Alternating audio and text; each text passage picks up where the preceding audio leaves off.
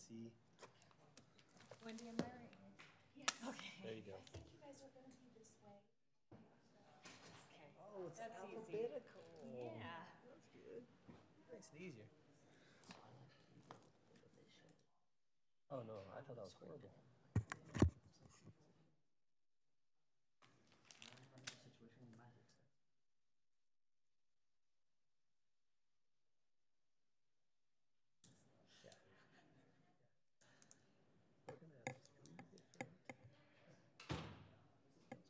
Yeah, why aren't they? I was wondering why they were here.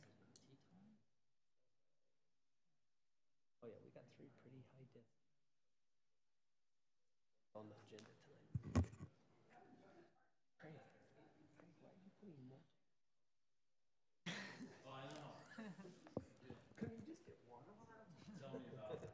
Just wait because the big one's really next. Depending on where you touch.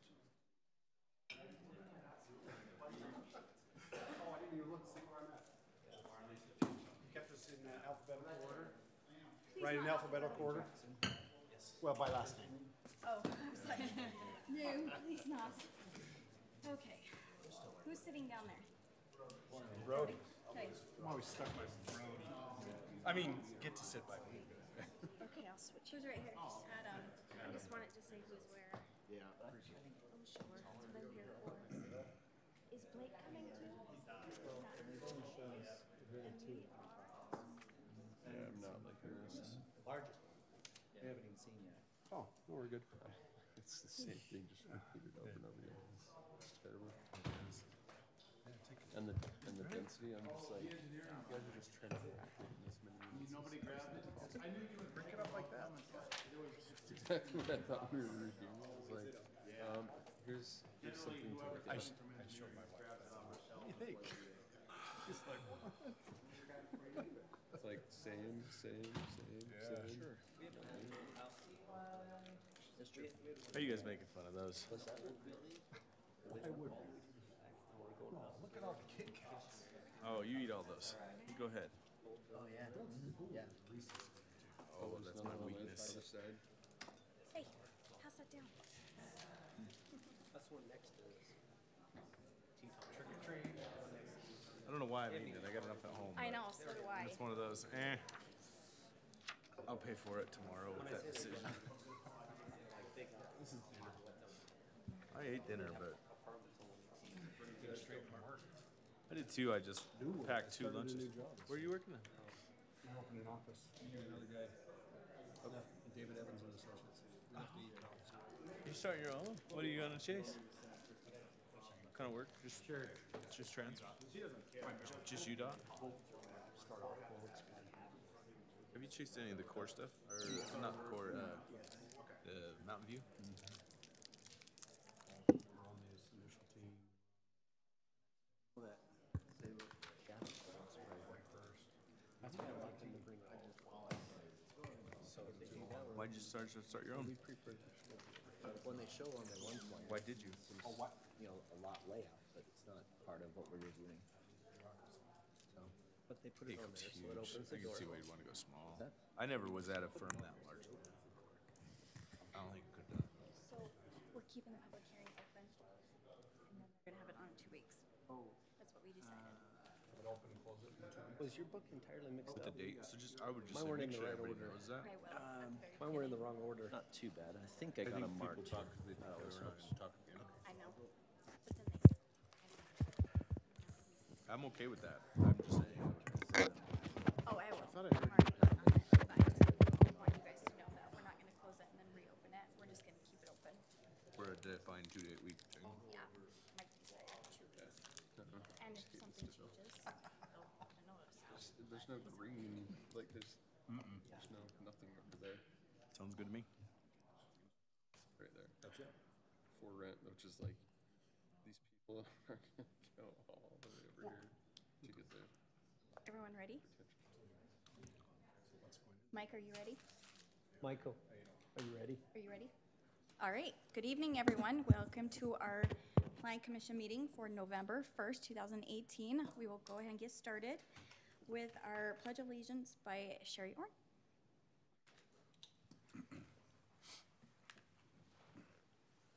Please stand.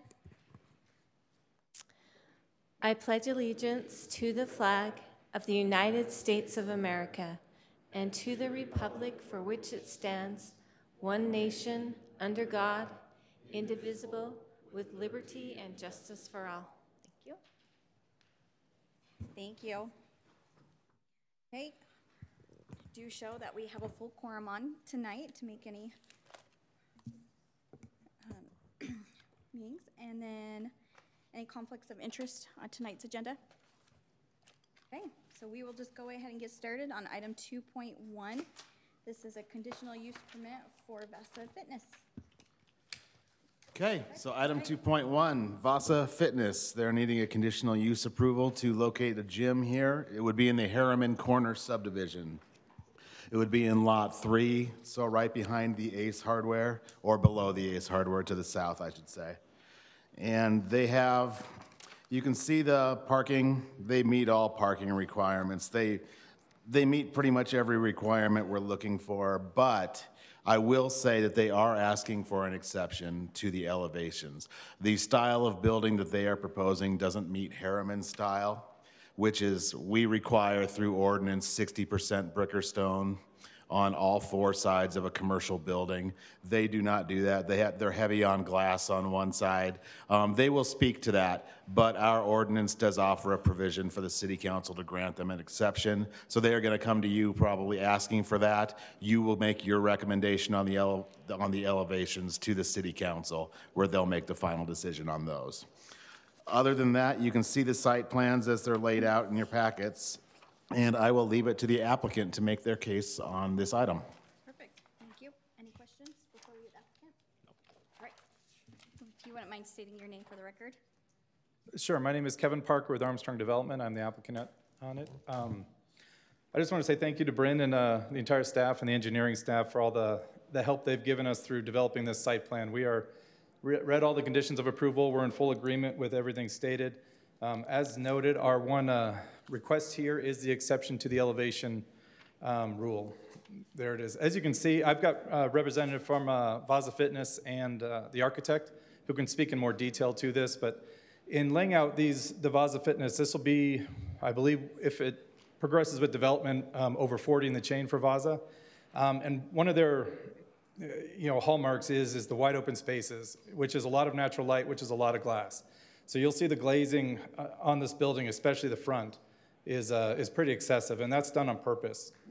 We're asking for the reduction more that the glazing stand out as kind of the handsomeness of the building, and that the accents, we do use a lot of the brick and stone veneer as accents, but with a building this size, it's 55,000 square feet. Just the amount and the 60% rule just made it look pretty cluttered with the amount of brick and stone that we'd put on it. So we're asking for the reduction. We are asking to progress this to City Council. I think the next hearing is the 14th to grant that approval. I'd really like to reserve the rest of the time, being that we're in agreement with everything else, for any questions you may have, especially to the architect. What percentage do you think you are at? On the rear side, we're at a very low percentage. That is about 30 feet offset from a residential wall. So that does not have a lot of it, but I think on the rest of it, we're in the 20 to 30% range. Would that be right, Rick? Yes, sorry, this is Rick Sander. I'm the architect representing Vasa Fitness on this project. The actual handout that you see has the percentages just below each elevation. As you'll see, the east elevation, the main elevation, has just under 30% of glazing.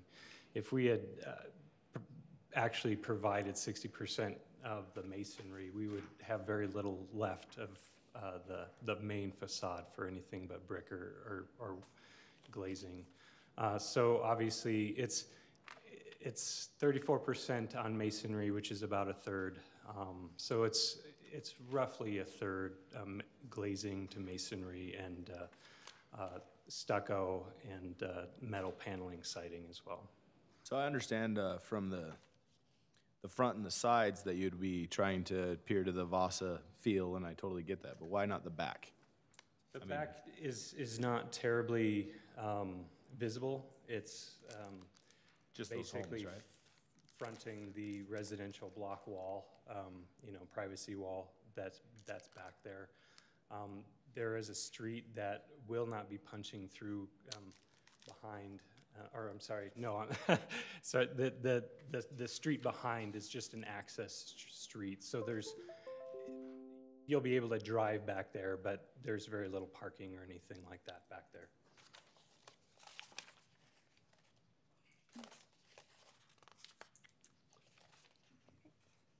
Any other questions? So is there glazing then on the back? Is that? Yeah. There's very little on the back, just at the corner.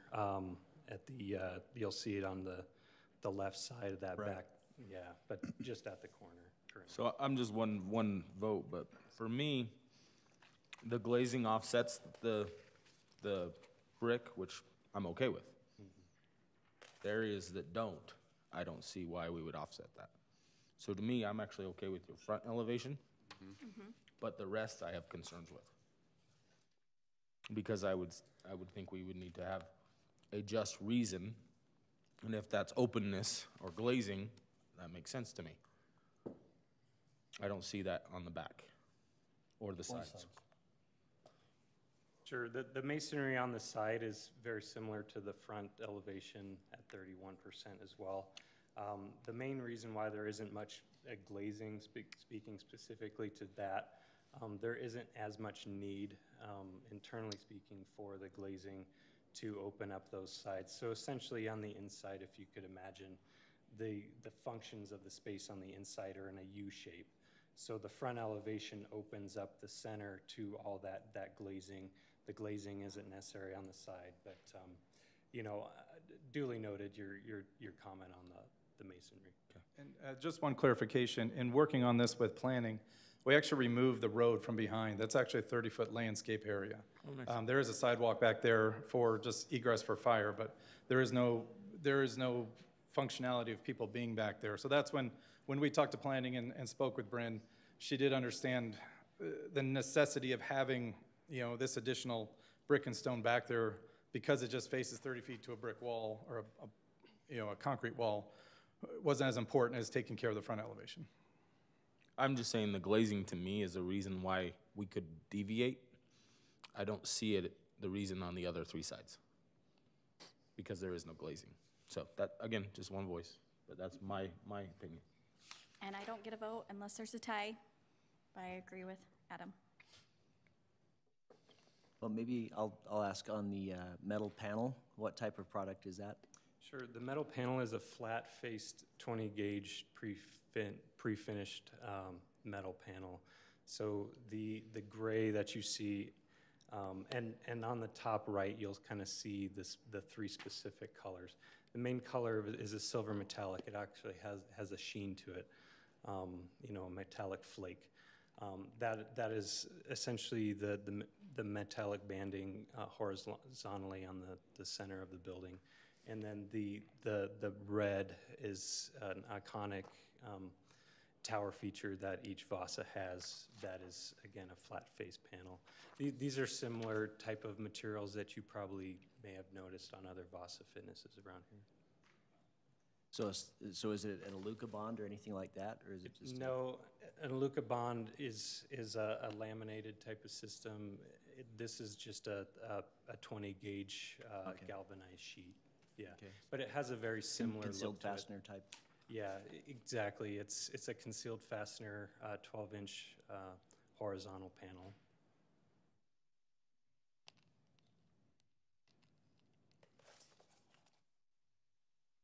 I don't have any questions for them, but when I have some opinions on this that I'll share after we let them sit down.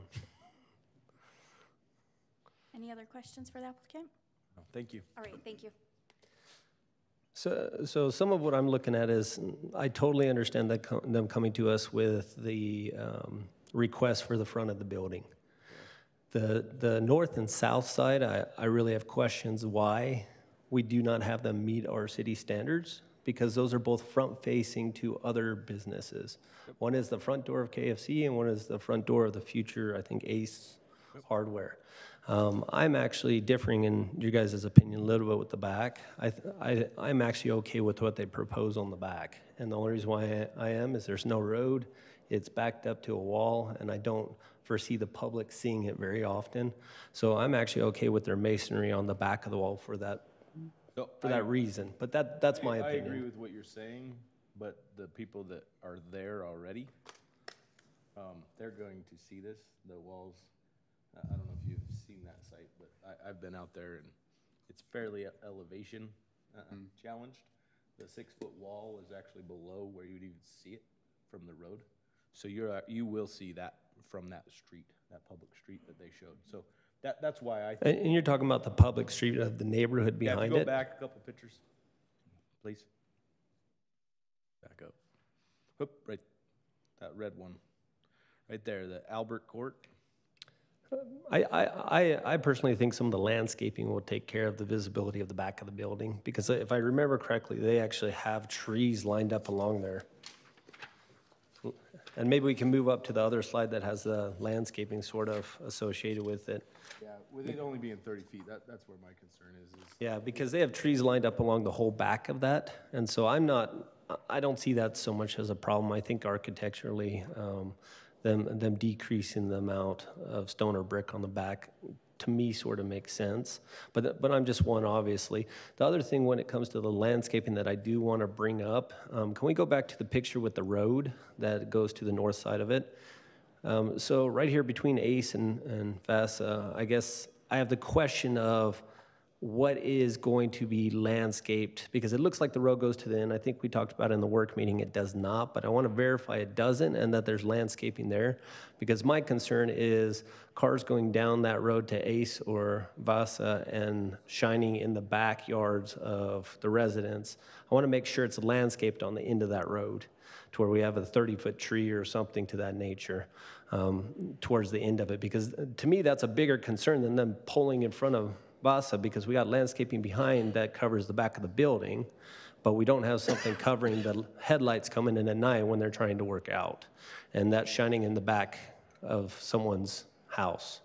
And I know there's a height difference, and I know there's a wall, but I don't know if the homes back there are 2 stories. I want to try to minimize that potential effect on someone living there. So. Chris, I completely agree with you, especially because the Ace Hardware's primary entrance is on that side, which is also why I think we should not allow the deviation for the rear, is because of the primary entrance for the Ace will be taking people back in that area. So that's well another reason why. Okay. I don't think the deviation should occur on the back or the sides. Unless there was glass or something that offset it, because we do have that requirement on all of our buildings. And so just going back to what my opinion is, the front of it's fine with me. Agreed. The north and south, at least for me, needs to meet our city standards. The back of it, I'm still looking at it with their landscaping and their trees. I don't think we need to put that on, because I think the ordinance is put there to protect the appearance to the customers and those people that come into that area. And I think the 3 sides accomplish that, but that's my opinion. So. Fair. So it looks like you've got a 30-foot setback then from that fence on that west side. So there's a pretty large area there as well. Just keep that in mind. You're not going to put a road in. It is going to be landscaped. I'm tending to agree with Chris on this one. But the sides for sure. I mean, for our standards, for me, if you made the building more permeable, that would, I'd give up a percentage to make the building look more permeable with, false windows. Yeah, I don't know if I'd want to have windows on those, to be able to look into the backyards of the neighbors as well. So I'm okay not having the glazing on that back, but. I'm just saying on the sides. But on the sides, correct. So it's more permeable. It doesn't feel like a big wall. Yeah, either that or meets the requirement. Yeah.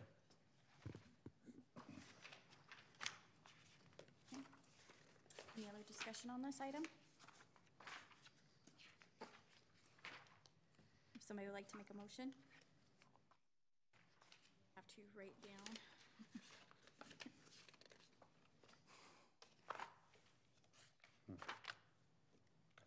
Well, going back to the landscaping with the tree at the end of the road, maybe the city can address it, and if you guys can't, maybe the applicant, I can ask to come back up to address it if not.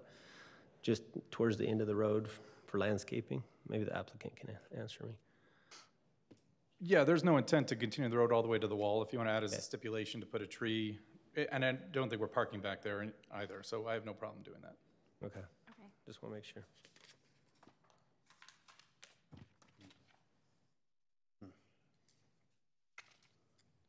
Hey, Mike, just what is the official percentage? Was it 40? I can't remember. For stone? Requirement in that zone? Yep. 60 60? is what it said in the. I will look it up. Really? Commercial? And then also another item I see, guys, on number 3 for recommendations from staff, the landscaping on the west side, it actually says, no, to grow to more than 6 feet in height shall be provided, but that's really the minimum requirement. So I don't know if we want to make maybe a higher requirement on the trees along the back. And I know they don't have to be planted at 20 feet, but that could eventually grow into a taller tree in the back.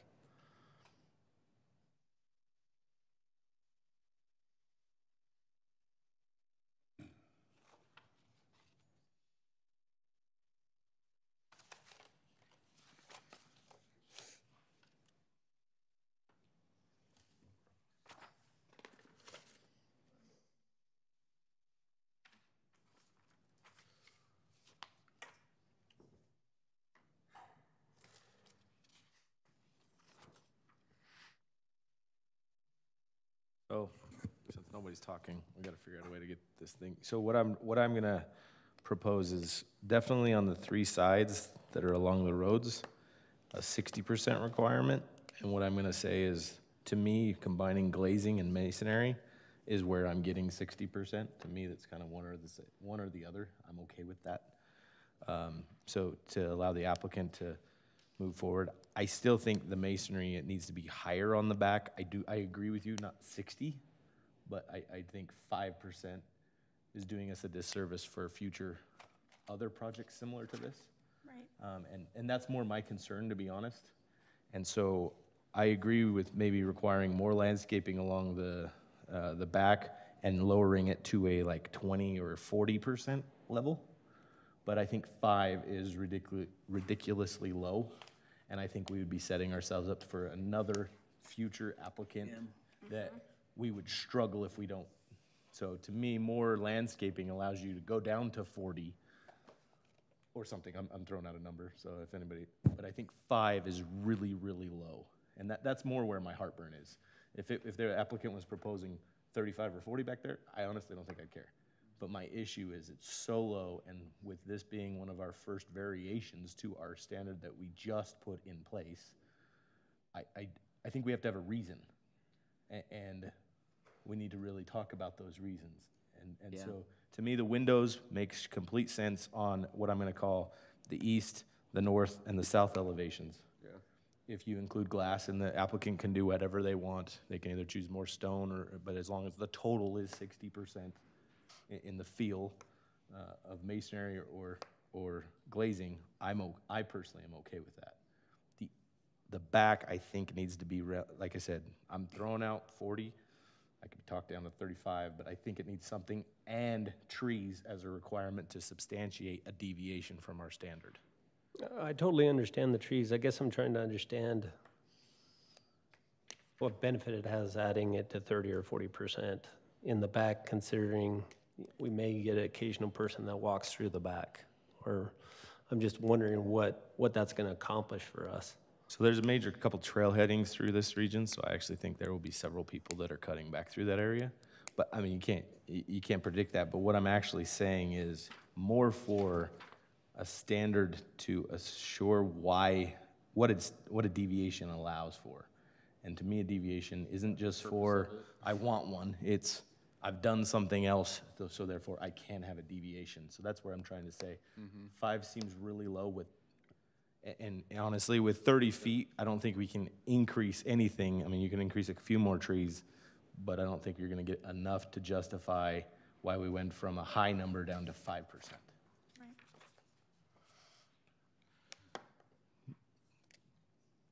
Commissioner Jacobson, you were asking earlier about the percent of landscaping in a C2 zoning Yes. requirement. Mhm. So for this size of parcel, 10% Okay. is what is required. And then we also wanted to remind the commission that, you know, the request to modify the masonry, you know, it's essentially a recommendation, but anything less than 60% would have to go to city council. Correct. So the city council would also be reviewing this issue as well. Yeah, and that's where I'm trying to formulate what, Right. what we would recommend to the council of, to me, adjusting to the 60% would be where you could allow masonry or glazing within that 60%. So they would need to bring back more glass for the south and the north. But I actually believe that some of the west is, will be seen substantially. With seeing what where the Pizza Hut is down that other street, you can see the entire back of that. And it was a mistake to not require more beautification of that building because it looks like a warehouse wall. And so that's where I'm trying to say some percentage on the back needs to be addressed. And as I look at this, I think maybe what would help, and I think the reason for going with masonry is durability. Correct. We would want to have something that's durable and lasts, and EFS down at the level where you're going to have maintenance workers hitting it. I mean, it'll get damaged. Oh, yeah. I mean, everybody, the guy running back there with the mowers, they're going to run into it. Yep. I would say if we were to do stone for at least some portion of the bottom, then we have that durability. That's the main thing I would look for, is if they can at least propose something on that durable element on the bottom. So if we were to, maybe the bottom 7 feet, that way it, you know. Or even to match how they've done it if you look at the sides, how they've Yeah. brought the stone up substantially, not the black, Yeah. midnight bronze stuff. Yeah. To make it consistent is what I'm trying to say. Yeah. No different than the glass. Well, if on the backside we were to have, if you had the Boreal Alpine as opposed to the EFS 7069, then you could get at least that bottom area, you could make that more durable. Correct. Yeah. As well as I do think you should, I don't know what product, the midnight bronze, I think it should match the front and the sides, because if you look everywhere else, they do come up substantially, and in the back, they don't do any of that. So to me, it should look consistent. Yeah, it's essentially all stucco in the back, and if we were to... And with seeing what, before we had this standard, and the reason why we put in this standard was for the commercial projects where from the front they look awesome, like the Herriman Plaza does. But I actually challenge all of you to go look at it, no matter which way you vote this time, and look at it, and you will see exactly what I'm talking about. It's a peach wall along the whole side. I know that the people, I know Robin Shakespeare, because she lives behind there, one of our old planning commissioners, she sees that every day. And so I think we just need to make sure we're thinking about that. So with that. Adam, real quick. But I'm hoping for like maybe an architect to maybe give me a Just say percentage of What the I'm- back.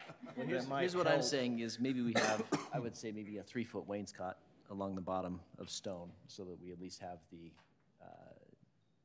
the durability. And then maybe to match the columns like I'm saying, and we could probably call it good? Don't even tie it to a percentage on the back? Yeah, I would say at least a wainscot. And they've got a lot of design to the rest of it, and even though it's stucco, I'm sure it'll look good. It won't get damaged back there, but down at maintenance level is where. Yeah.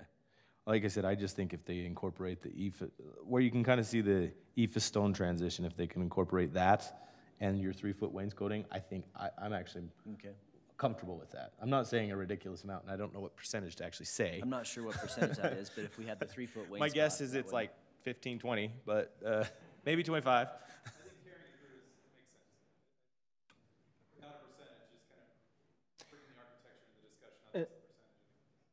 And then, Michael, just so I'm clear on this, so on, I guess, recommendation from the staff for item 15 would be where we make this recommendation to the city council? Is that how you're wanting us to do that? Right, and we just need you to specify what that Okay. percentage is. I just wanted to make We sure just want I to be was clear. understanding. Yeah, you'll have to modify that. Okay, of where you would want that added in, sort of. Okay. Hold on, Andrea, did you have something you wanted to say? So I was just wondering if on the sides, if we if we recommended what they were doing on the back is so adding that wainscoting on the back and then the columns on the back It does have the continued 3 onto foot the on the side sides. Yeah. and Yeah. not, Here on the sides, I was not just on the wondering back. if we required the glass on the side, sometimes I'm not sure how the layout's gonna be, but sometimes they have like the cardio cinema where they wouldn't want windows to be on the sides of the building. Yeah, I And don't think they have so- any on the side right now, any windows. I think we require that 60%, which is the standard of the city on that. People are gonna be parking on one side and. And that's customers on the other side. facing the front of 2 different commercial. Yeah. So I actually think we can let that go to, make the recommendation that council considers either stone and glass as a total of 60%, but they still hold the 60% for the 3 sides. That's all I'm trying to say. And I'm okay with either or, but. And but that way it gives you time to go think, maybe you want glass. The only thing with, the only thing with adding the glass, that drastically changes the look of it. So, but, I mean, that's up to you. I'm okay with just 60% of the stone on the sides, so on the north-south. So it doesn't change the overall look, it just changes the material a little bit. I like the glass. Makes it feel more permeable, personally. So I'm good with either or on that. I think they'll on the have a- recommendation to the city And council. maybe their architect can address this, but I have a hard time they'll have getting to 60% without substantial changes on the 2 sides, with no windows. Yeah. So, wouldn't you agree? Yeah. I mean, the wainscot's gonna have to go quite higher. Yeah, obviously. So the main goal, there's a few things that need to be kind of joined together. Essentially, the side elevations do try to match the front. Without the glazing there, what's being replaced would not be stone, or it currently is not stone, where the glazing is not on the sides. So in my opinion, I do think that the elevations would dramatically change in appearance. Maybe not so much on a 16th inch scale, but visually speaking, when it's built out, it would have a significant impact. There are 3 different stone selections that are currently on this building, and the main reason is because stone is fairly monolithic and it does tend to blend together, and you do tend to lose a little bit of relief on some of your pilasters and stuff. So the goal on adding those 3 different types of stones was to add variation not only to color but to pop out those type of reliefs and stuff. So that all being said, the goal would try to match that front elevation with the side elevations, and I do think that it would be a challenge to do that holistically without making the side elevations truly match the front elevation, if you get what I'm saying. Now, that being said, we could do something similar to glazing, but again, similar to the conversations that you talked about, cardio cinema not needing windows. There are some elements that we may not even want windows in there.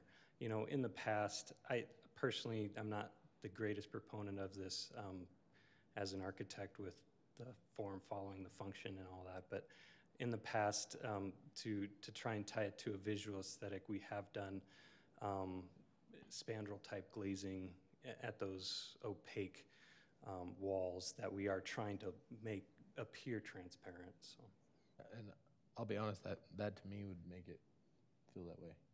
I really don't have an issue with that. Where you're basically saying false windows, I have no problem with that. that's Sorry, probably engineer. easier said. I don't speak architect. A good translation. Okay. Well, we'll definitely confer, and we'll put a proposal in front of you. I appreciate your. But I do like on the front elevation. I don't know how to say this better, but up where it has the columns that go all the way up to where it says Wait Spas. I think if that was consistent all the way around the whole building, and then the 3-foot wainscot along the back, I think I personally am good, except for the sides. I think just needs some either glazing or false glazing, whatever you want to call it. Okay. And we don't, again, we currently have 31% as it currently is. Essentially 60% would double what we currently have on that facade. So if you can visually, you know, see what that would alter, so. But you'd come, if you have to admit, if you included it, if you did the sides with the fake glazing to match the face, you could come pretty close to that pretty Yes. quickly. Or the pillars all the way Or to a the total top between, like as I'm well. saying, of 60. It'd make a big jump, Yeah, exactly. That for me. and they keep the same fill. And I'll be honest, even in one of our bigger commercial areas, they don't have this standard because it was approved before then, but they're going with more glass, less stone, which to me is kind of hand in hand. They trade-off. almost kind of, I'm good with that trade-off. Yeah. Yeah. Same here. Okay, I think I have enough to make a recommendation. Did you have something else you wanted to? I did, being an engineer as well, so I'm going to struggle through this. In talking to Bryn and kind of through this whole process, that was the main part of the dialogue and her belief of why the 40,000 limit threshold of anything above 40,000 we can kind of look at was the monolithic. When we first did 60% stone, it kind of looked like just a flat stucco pane. I mean, or plain.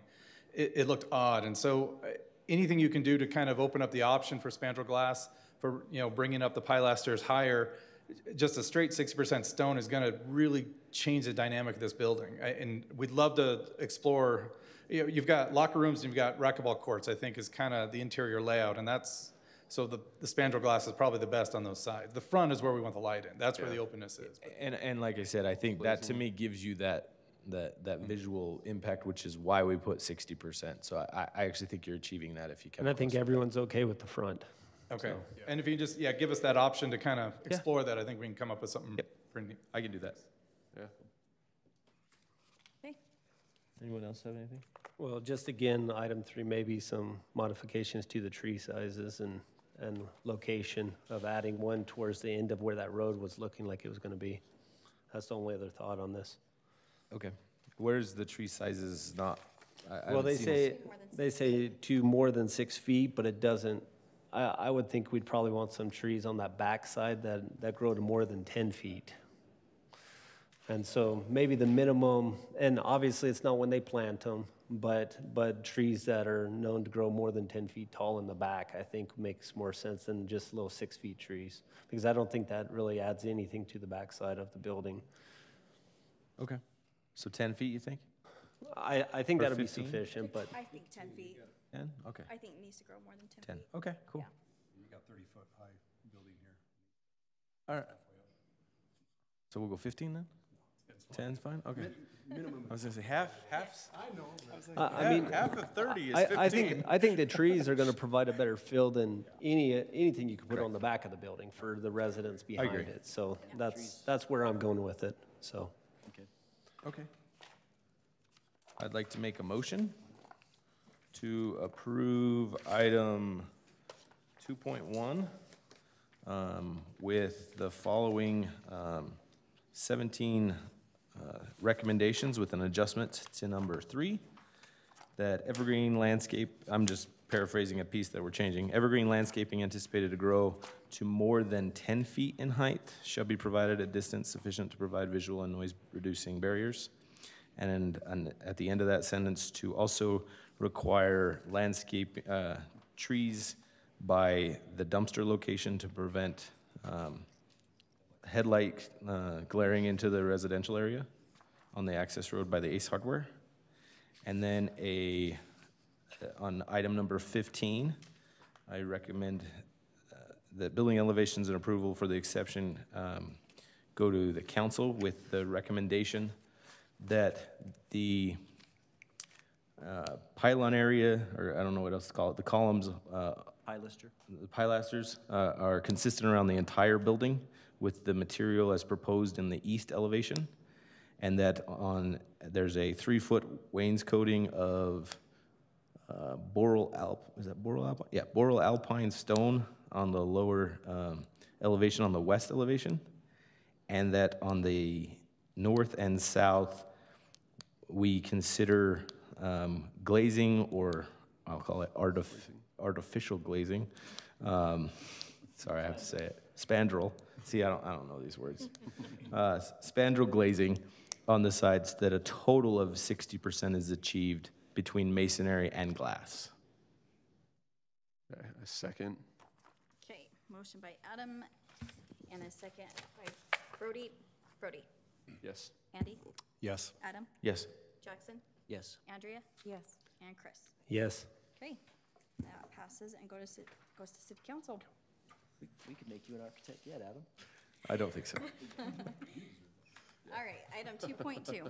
Okay, item 2.2 is speaking about the new development being proposed, Teton Village, which was part of the Adeline project proposed by Doug Young. And in this case, this is going to go hand in hand. This is for a preliminary plat approval. And even though we're not considering it at this second, but it also goes with the next one, which is going to be the final site plan review with it as well. So in this particular case, staff has not had an opportunity to adequately analyze all aspects of this plan. So what we are asking is that the public hearing be held, and that if another one is needed, it be held again, and that it be noticed again if another one is needed, and then also that the applicant can help fill in the blanks for whatever questions you have. Okay. All right, any questions before we have the applicant come up? All right, is the applicant here tonight? If you wouldn't mind stating your name for the record.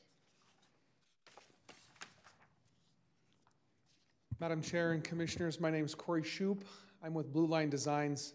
We're landscape architects and planners, and I'm here representing Jackson and Teton Village. So, do you want me to give a short presentation, or how do you want to do this? Mike, do you want to go forward, or? We'll turn the time over to you. We've got your slides, okay, if you want us to walk through that.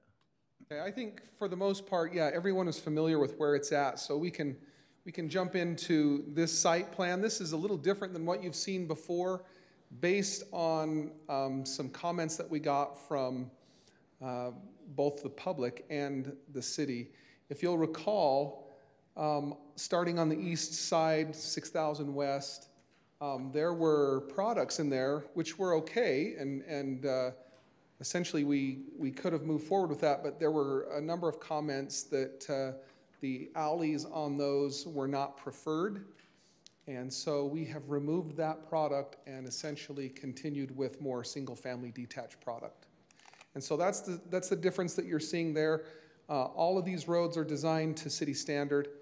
The other changes that you'll see are, if you look at the commercial piece, that's that empty piece in the top northeast side. Yeah, it's the one that's labeled 6-foot precast wall, but essentially is that area in that northeast corner. That's where the entry road used to come in on, and that's now been moved to the west in order to accommodate traffic flows to the north. Daybreak has a road that comes out and intersects, and you can actually see that on the other slide there too. I'm not sure who's running it, but yeah, right there. You can see it at the very top of the screen there. So now that road aligns with the road from Daybreak. Mm-hmm. That did a couple of things for us, actually. We did have to go back in, and while you can't really tell by looking at it, there are some changes in the roads. It allowed us, I personally like this one better just because when you're entering, there's a larger piece of open space there. Before we did have open space, but based on how those lots laid out, it was a little smaller than this one, so this one's bigger, and I think has a better presence, quite frankly. The curvilinearness of the roads, all maintained in that kind of angle. Some of the parks actually got a little bit bigger, the private parks, and then the major park, the city park at the end, more or less stayed the same in size. And so you see Jackson and you see Teton Village. One of the other areas that you'll notice is different is in the meantime, from the time that we had been meeting with the city, the developer also met with SLR, who owns that piece of ground that's in dark orange on the very west side of the property. Their zoning, if you're not familiar with it, goes from their property here and further to the west, and they are currently approved for high density in that area. The conversations that we've had with SLR, they have agreed not to do high density on this piece of ground but to match the Jackson Village concept and do single-family detached there, even though they have current approval to do some high density there. It just didn't make sense. They do own that piece, and so they'll have to go through their own process, but in discussions with how this is laid out and how it would work best, they've agreed to go ahead and do single-family detached there on that piece. Again, we feel like it's good, and I think SLR basically looked at this and could see, I don't want to speak for them, but they could see that that didn't make a lot of sense for them. It was a small piece of ground. It just made sense to do what was already being proposed there and kind of match it. So that's what you're seeing. There have been a handful of other things I think that have bounced around, but as far as a public meeting and comment, I'm here to make note and take note for any additional comments that might be given tonight by either you, the Planning Commission, or any of the public. So if you have any questions, I'd be happy to try and address those at this point, or at least jot them down. So, any questions for him at this time? Nope. Okay, I think we are good for now. Okay, all right. Thank you. Thank you. Okay, so this is on for a public hearing. Before I open it up, let me just read this.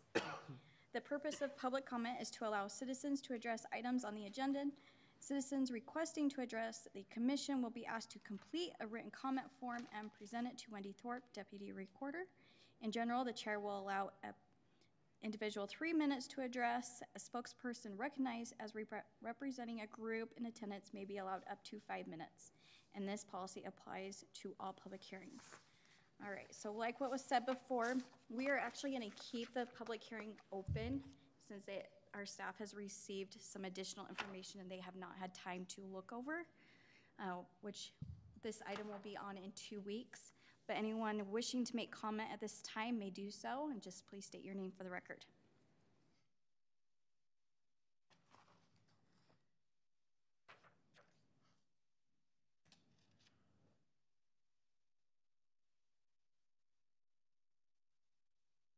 Hello, my name is Robert Bradfield. I'm a citizen here. Just wanted to bring up that, first of all, I want to thank Corey for coming and working with the city, with Bryn, very closely. I know that the developer, Doug, in this case, has spent a lot of time working on some upgraded situations, even from what was approved. So I want to thank them for their efforts and what they've done on a lot of the smaller sides around Teton Village and around the outside of Jackson, where they took out the little parking strips. I think this is a better situation as well. The only thing I wanted to address was just the section on the Creek Ridge, 25 units over there on the west side with relations to SLR. Again, I appreciate their comments and working with SLR to try and make this not have apartments as it's zoned on the west side of the street already, to not have those also on the east side of the street there, 6400.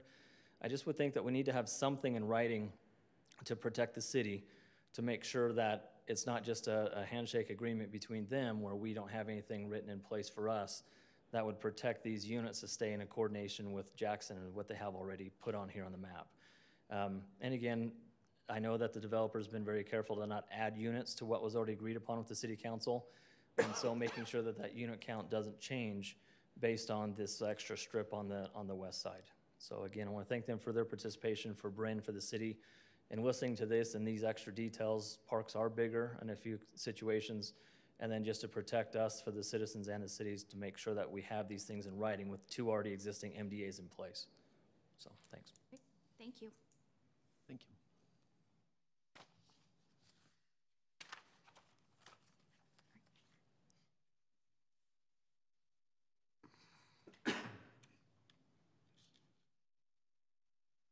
Jared Henderson, on the City Council. Speaking on behalf of the council, there's actually several things about the proposal that have been changed from the original that we're concerned about. I've already addressed some of these with staff, but I don't know if those have been relayed to this body. For the Teton Village is supposed to be age restricted. One of our main concerns is that this is now being proposed as a non-gated community. In our discussions, it's supposed to be a gated community. We would prefer it to remain a gated community. The units that you see on the kind of upper left-hand part of the park on the original are on the right-hand side in the age restricted for that to be gated. The main road coming into the park and exiting on 118 South is supposed to be the major public entrance into and from this public park. That, on the original drawing, we had insisted that that be a wider road to accommodate that public entrance to and from the park. That seems to be changed dramatically. We understand the location of the road, but the width shouldn't change. It should be a wider road, as this will be the main thoroughfare to access this public park. With the age restricted being gated, we do understand that staff did tell the developer that they prefer not to have the alley loaded product, but what I understand is that that's more of a concern of maintenance from the city point of view. If it's gated, the city won't be maintaining it, which is the main reason the council wanted it gated. And we don't pay for the maintenance of the landscaping, the roads, etc.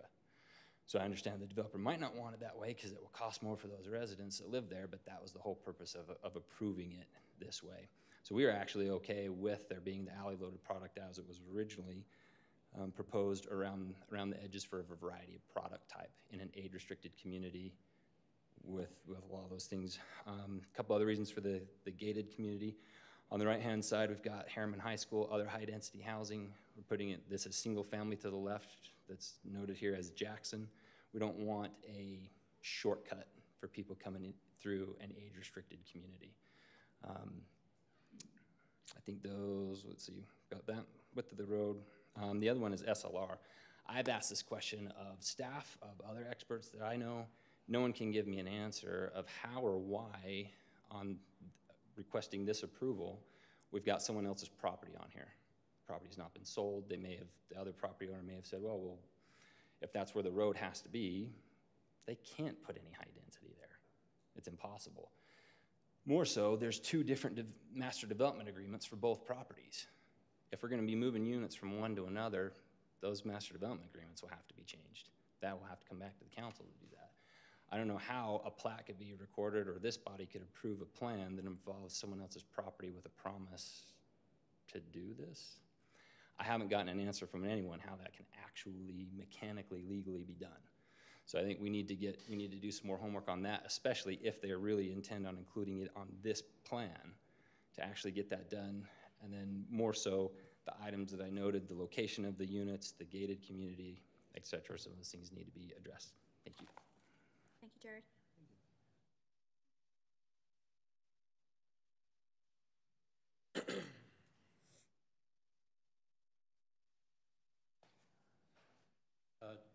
Jim Emery, I live at 12609 Starlight Hill Lane.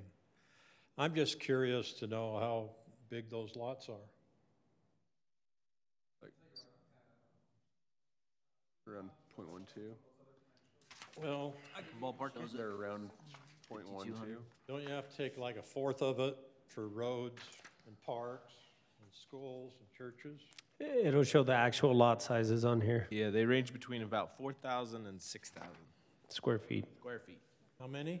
4,000 to 6,000 square feet.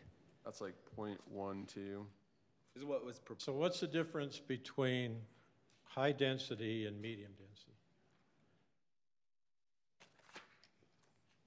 Yeah, how High many units density per is acre? mostly the townhomes, apartments. High density can go up to 20 units, dwelling units per acre, How many per acre? 20, whereas a medium density will usually sit around 8 to 12 dwelling units per acre. So what is this? It's because it was done under a master agreement. The density, they're discussing a density to the west that involves the SLR, Suburban Land Reserve property. So that's where this is coming up under an R210, which is medium density. That's what this is zoned. What does that mean? It's a tenth of an acre or what? Yeah. I guess so. I mean, yes, but it's clustered because it's offering open space as well. So the effect of the PUD is that we get contiguous open space for the And community. if you divide this out, it comes out to be 0.21. So is your concern small lots? Is that what? Right, but you're not considering the roads and the parks and the schools and the churches and everything else taken out of that. So I figure a fourth of the total acreage takes out, and then you divide that by how many lots you got, and that's how much you got for the.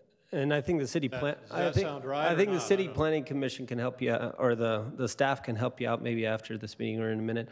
But it does have the actual sizes of the lots on here.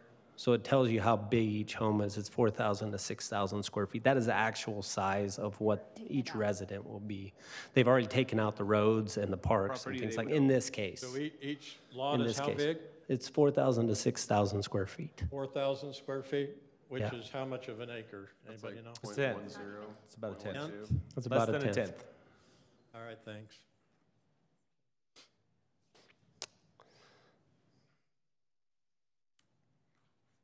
All right. Anyone else wishing to make a comment at this time? Okay, so we will keep it open for our next meeting. Did you want to go ahead and answer any questions right now? Yeah, I don't know that, I mean, we have this other meeting that's coming up, but I'm happy to address, to the best of my ability, some of the questions that have come up. I can certainly, in response to some of Jared Henderson's concerns, I can certainly go back to the developer and express maybe his desire to go back to an alley-loaded product. That's something we can certainly continue to work with staff on, and we're happy to do that. I did send out a text. I heard that there was concern over the SLR. We're not here looking to get approval for the SLR property. They'll have to come back and do all of this same process when it's their turn to do that. We simply met with them, and they did provide a letter and sent that letter to Bryn and to Blake. And there was a desire, I think that Robert brought up. I wasn't aware of it, so I sent a text after it was brought up. There has been a letter sent to Bryn and to Blake from SLR stating that they are willing to not put high density on that and match this. And so Jared's point's very valid. That would all need to still be worked through, and they have to go through that process. And I think one of Jared's other concerns was that road going through, because it breaks through SLR property. That's later on in the phases. Not that that matters really tonight, but all of that will still need to be approved, and they will still need that ingress egress too. So, age restricted. These still age restricted and gated are two completely separate conversations. Properties can still be sold as age restricted. That's not an issue. Gated, however, is a different issue. As a planner that works up and down the Wasatch Front, it's really unusual, quite frankly, for a city to request gating. Every other project that I've ever done, the city is asking for us to remove gates and or design to city standards. So it is a little peculiar for me to hear that the city is interested in that. I understand what the concern is, that there would be flow through from one side of the development to the other. I think you get that in every single neighborhood in the United States and quite frankly throughout the world. And so I'm not sure that gating is the answer. It also creates a number of other issues with fire and police and other things. So we're happy to explore that further with staff, and I don't want to make it seem like I'm taking one side or the other. There may be advantages to gating it, but just from put my planner hat on, that is a little unusual for us, and so we're happy to look into that more. Master development agreements, again, Creek Ridge, they'll have to come up with all of that, and I know that we have some master development agreements in play for this, and they'll remain. But the wider road, I wish Blake were here because he could address that. I know all these roads were designed to city standards and widths were all considered. So I'm not sure really what that comment meant, but I will look into that most definitely, because if that needs to be wider than it is today, we need to work to understand more about that. So I'm happy to do that. And I have made a note, and I will contact Blake. So. And it was my understanding that that had been addressed, but I apologize. I don't know which road is already 60 feet. My belief is it's the one coming from 118th that comes all the way down past the park. Yeah, so And I that's thought we it. had a wider road to accommodate that, but And it is wider. yeah. It But- looks But the wider. comment made me wonder, did he want it wider than that? And that was confusing to me. So that seems to get a little bit wide for a neighborhood, but I know that Blake has reviewed this and commented, and Yeah, and as you know, we're still reviewing your traffic impact study, and so we'll review that and then make a recommendation following our reviews. wonderful, perfect. So really, I mean, those were the kind of the major points that I jotted down. If there are any other questions, I'm here. I'm happy not to drag your meeting on, and there will be another one. So One other point, and this is not unusual when we have multiple property owners, all property owners would have to sign the plat. Correct. That's fairly common. So any property outside of your client's control and ownership, we would require that. That was one of the revisions that happened from after the initial application. And so we are coordinating that with SLR. And I might not remember, but I always remembered you going to where the future road would be. Did you just not know that was, I mean, I don't remember there ever even being a whole of homes there. Were you always planning on using? I'm not sure I'm following you. Can you help me with that? Where Creek Ridge is, where the note is, and the future road was right there? Okay, the 6400. I don't have your old proposal, but I always remember you going to that line. So my question is, why is it an issue now with SLR, where before, and as your application shows, it's always been 320 in that region? Yeah, I think if why you- is that an issue now? Because I don't remember, and maybe I'm forgetting, it Yeah, always and- looked like you were going to there anyway. And I'd have to look back, but I think you'd see, if you look back, there's a jog actually, and those lots have actually been shifted now that that SLR is being considered. Before, there was a weird jog, and that SLR property was kind of ignored, for lack of a better term. Okay. But with this round, we thought that's kind of silly planning-wise. That leaves you with not knowing what's going to happen on it, and so let's approach it now, even though it's not our piece. Like I said, I just don't remember. That's one thing that I'll talk about later with staff, but I really would like, when we do changes, to see what the original was and what it is now, because I'll be honest, I'm starting to struggle with my memory of what is what, and I want to be able to see it myself, what the change is, not just As you know, this has gone through a couple of years. many of- versions Yes, is what I would so say, and so I'd like you're to in see good those company. many versions to ensure I understand and not forget what I was originally focused on the old plan. Have you looked to purchase that piece or strip? I have not been privy to those conversations. I just know that there's been conversation and then letters sent saying that, hey, we're amenable to that. I think that that's a good idea or whatever. But as far as whether or not Mr. Young's talked actual purchase, I can't address that. I don't know.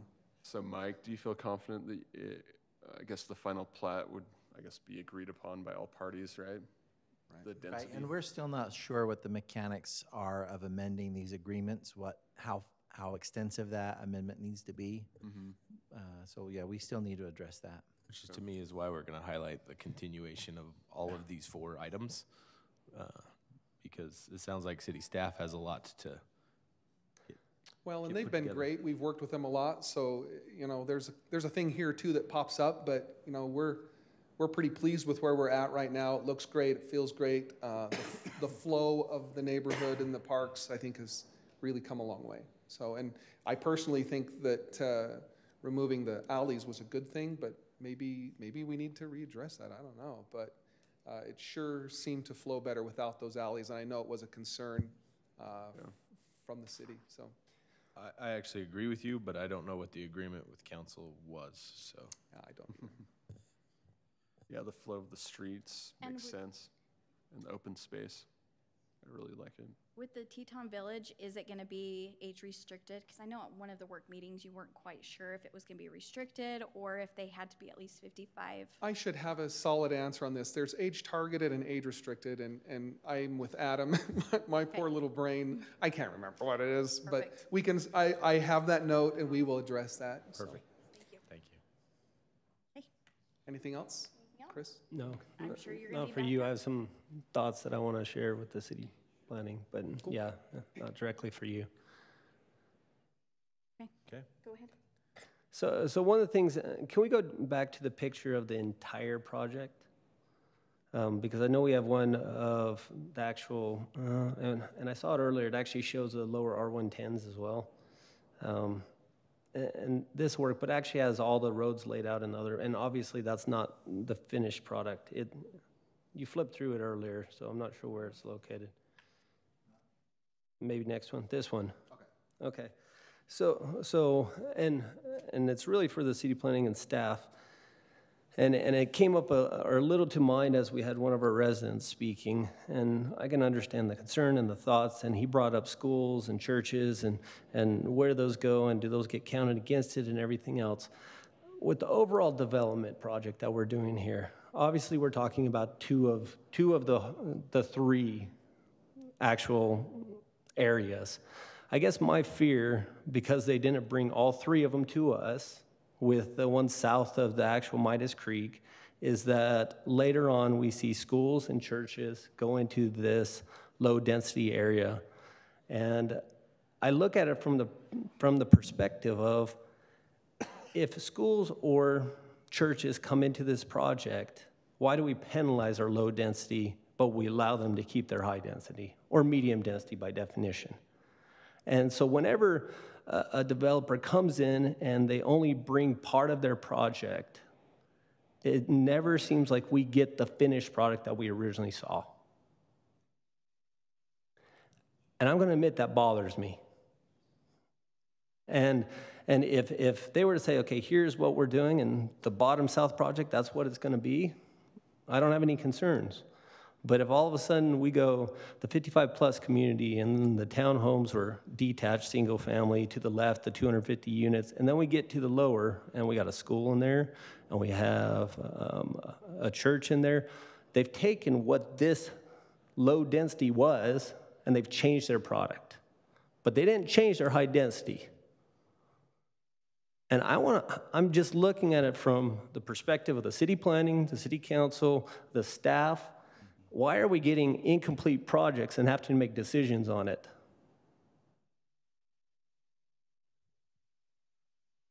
I agree, which is why I've always been against development agreements, because I think development, this is a development agreement, which is tied us to that. I don't know if and you we're want me to stuck chime that in or fashion.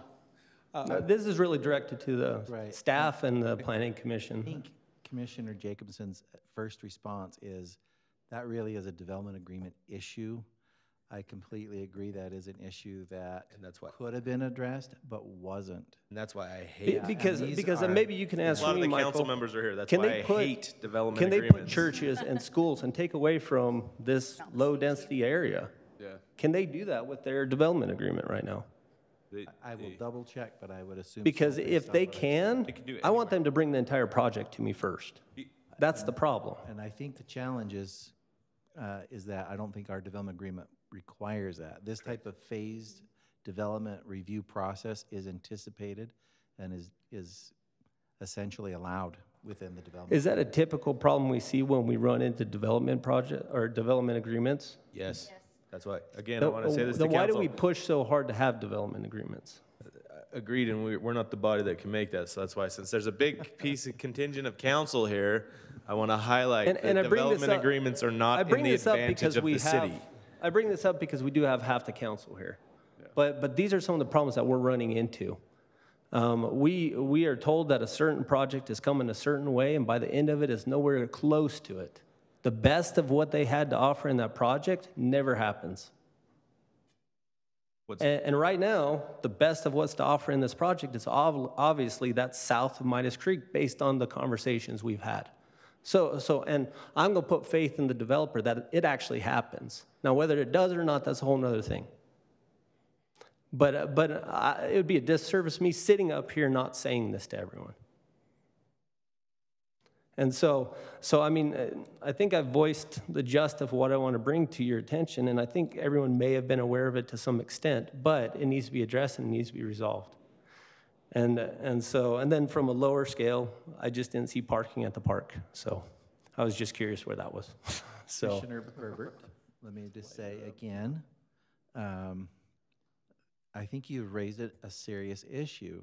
The challenge is that we have an existing development agreement that did not require that. But learning from this moving forward, I think, is really critical. Subdivisions that I have done in other communities, we would know exactly where the churches and the schools were going to go when we're platting a subdivision. But this has been the culture of this community. So one thing we can change it, but we can't change it on this project. So the way I would interpret it, though, Chris, I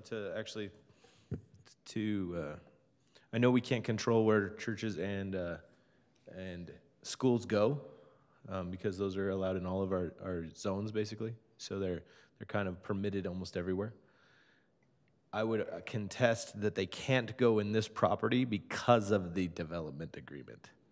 Because of the development agreement is where I would hope the council and the city attorney would defend the fact that those residential uses should be to this capacity. It is what the developer agreed to with And again, us. I would highlight that's why development agreements are not in the city's advantage. And I know it's not this council that I'm talking to. I know it was past councils, but I'm just highlighting for future reference a couple of times. And this is why I said you could sit down, by the way. Yeah. You probably don't want to even be up for this one. Commissioners, if I may. And maybe we carry this to a different piece of conversation. This body might not be aware, but we have requested that MDAs be discussed on a council level, whether we should continue using them or not. Thank you. And commissioners, if I may, so again, schools being a creature of the state, we won't be able to exercise, even in a development agreement. You're not going to be able to keep them out. We just don't have the authority. Maybe there is with another institutional use, a church, a private, institution. So I know we couldn't do that with the school, but wouldn't we have to? So we obviously went with Chris's point. We went with the higher density on the north side of the creek for a reason. I understand we can't regulate if a school or something came in on the southern part, but couldn't we go back to the development agreement and make them improve somewhere else? We can buy density all over. We have that ability in our ordinance. So to me, it would be a revision where they would have to come back, the developer before the school, not the school, but the developer who's selling to the school, to move that density and the purpose why we got the density up north. And so you should get a entitlement back. It was why that density was there. So maybe that's something our attorney can look into a little bit. We'll look into that. But again, I think these are good structural questions that we can learn from. So thank you for raising them. Great catch, Chris. Okay. Any other questions before we make a motion on this? Please. You can make a public comment. Yeah, yes, public comment. We haven't closed it, Make so. sure you state your name for the record. I sure will. Thank you so much. My name is Elizabeth Jones. I live at 12576 Sunlight Hill Court. And as I look at this map, one of the concerns is I live in the Heritage Place Estate, which is right by the cemetery. And we have just, for me personally, and I know a lot of my neighbors in our area, have been aching for some open space. And as I see on this map, that looks beautiful, but will we have access to that coming just off the road to take that trail into that park, or we're gonna have to drive all the way around? Because that's something that we really need on this part of Herriman is access to open space, and having to drive all the way. We'd like to get on our bikes and ride up there and take the trails into the park, and will that be accessible to us to be able to do that? Yeah. So there actually, if you look, it's really, really small. There's a note. But I was wondering if that red. You see that little note right along 6000 West? I'll put on my glasses, that will help. The red is not very seen very well, but there'll be a trail. there's a trail right there okay. that takes you from 6000 West, crosses 6000 West and up to But that. following like the north bank of Midas Creek. Yeah, there's a little note there, and my hunch is it says 10 feet, but 10 feet, I okay. can't read it either. Okay, that was my one concern, is because I just thought, you know what, looks beautiful and all that. My concern is just having access. Agreed. For all the people that we would love to be able to have, have the trails and all that to get there. And it looks like there might even be one on the on the other side. Is there one on the south side of that creek? But again, too? I can't read it. It says public something, and you can see that it's Yeah, I think I need a loop I'm like, to I look don't down. ever need to see like that, but yeah. Well, that's good to hear. That was my concern, is I just thought, we would love to be able to ride our bikes up the road and get on the trails and just go in there and have access to that whole park and all that. And if we didn't, I was hoping that we could change that, so we would have access to that. Yeah, from what I gather, that's, Yeah, it there looks like is there's a. 2 access points. And it's from the not just south. your eyes, it's fuzzy, Adam. I can't see that. Okay. I can't see anything, and I even have glasses I'm on. like, I'm gonna have to. But there will be. Okay. The city is really good, and developers with how they do it, they're really good about connecting. And maybe So that's not a the concern developers I have in agents this. here, they could bring it back next time to have a number we Okay. could show, if that's okay. Okay, thank you so much. I think it's shown on C204.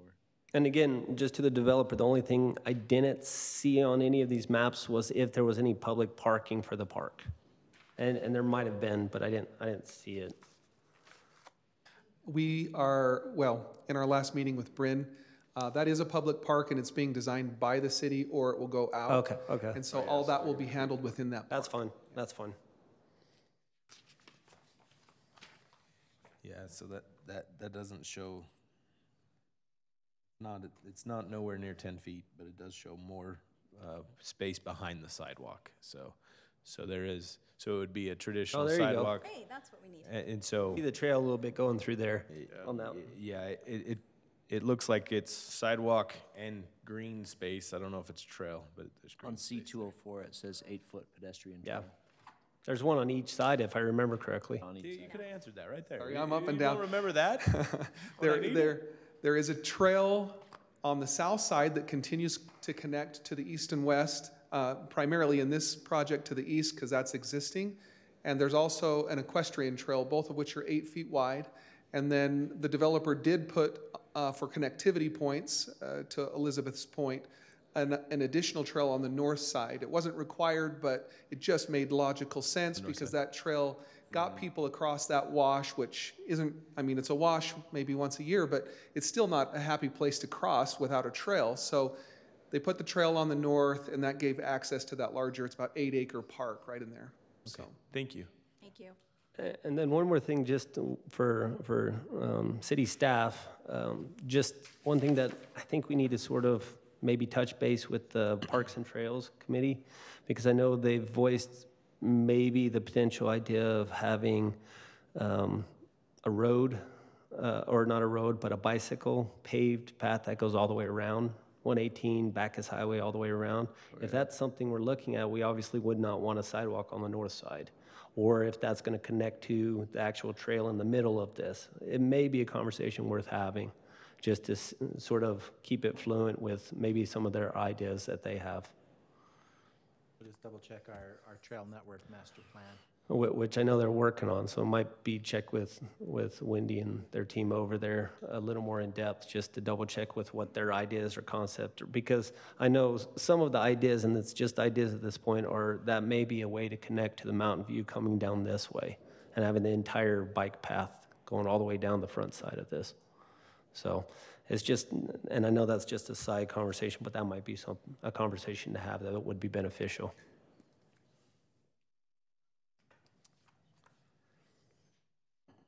So with that, I'm ready to make a motion. Perfect. I was gonna say, can we close the hearing? We're not closing the public, we're keeping it open. We're gonna We want keep it it open. Okay. But my question for you would be, Can we just do can we do 2.2 to 2.5? Yes. But individual ones, since we talked about both of them at the same time. We can just Did you quickly do announce it. hearings on both of them, or? Did not. We did not announce hearings. We could do the. Okay. I can announce. So maybe just go I'll just do formally just do open the 2.2 hearing and for this, for the 2.3. other All right. items. I move to continue item 2.3 and 2.4 without, for 2 weeks, for 2 weeks. 2.3, 2.3, 2.2 and 2.3, my bad. All right, motion by Adam I'll second. and a second by Andy. Is that right? Yep. Okay. All right, Brody, Yes. Andy, Yes. Adam, Yes.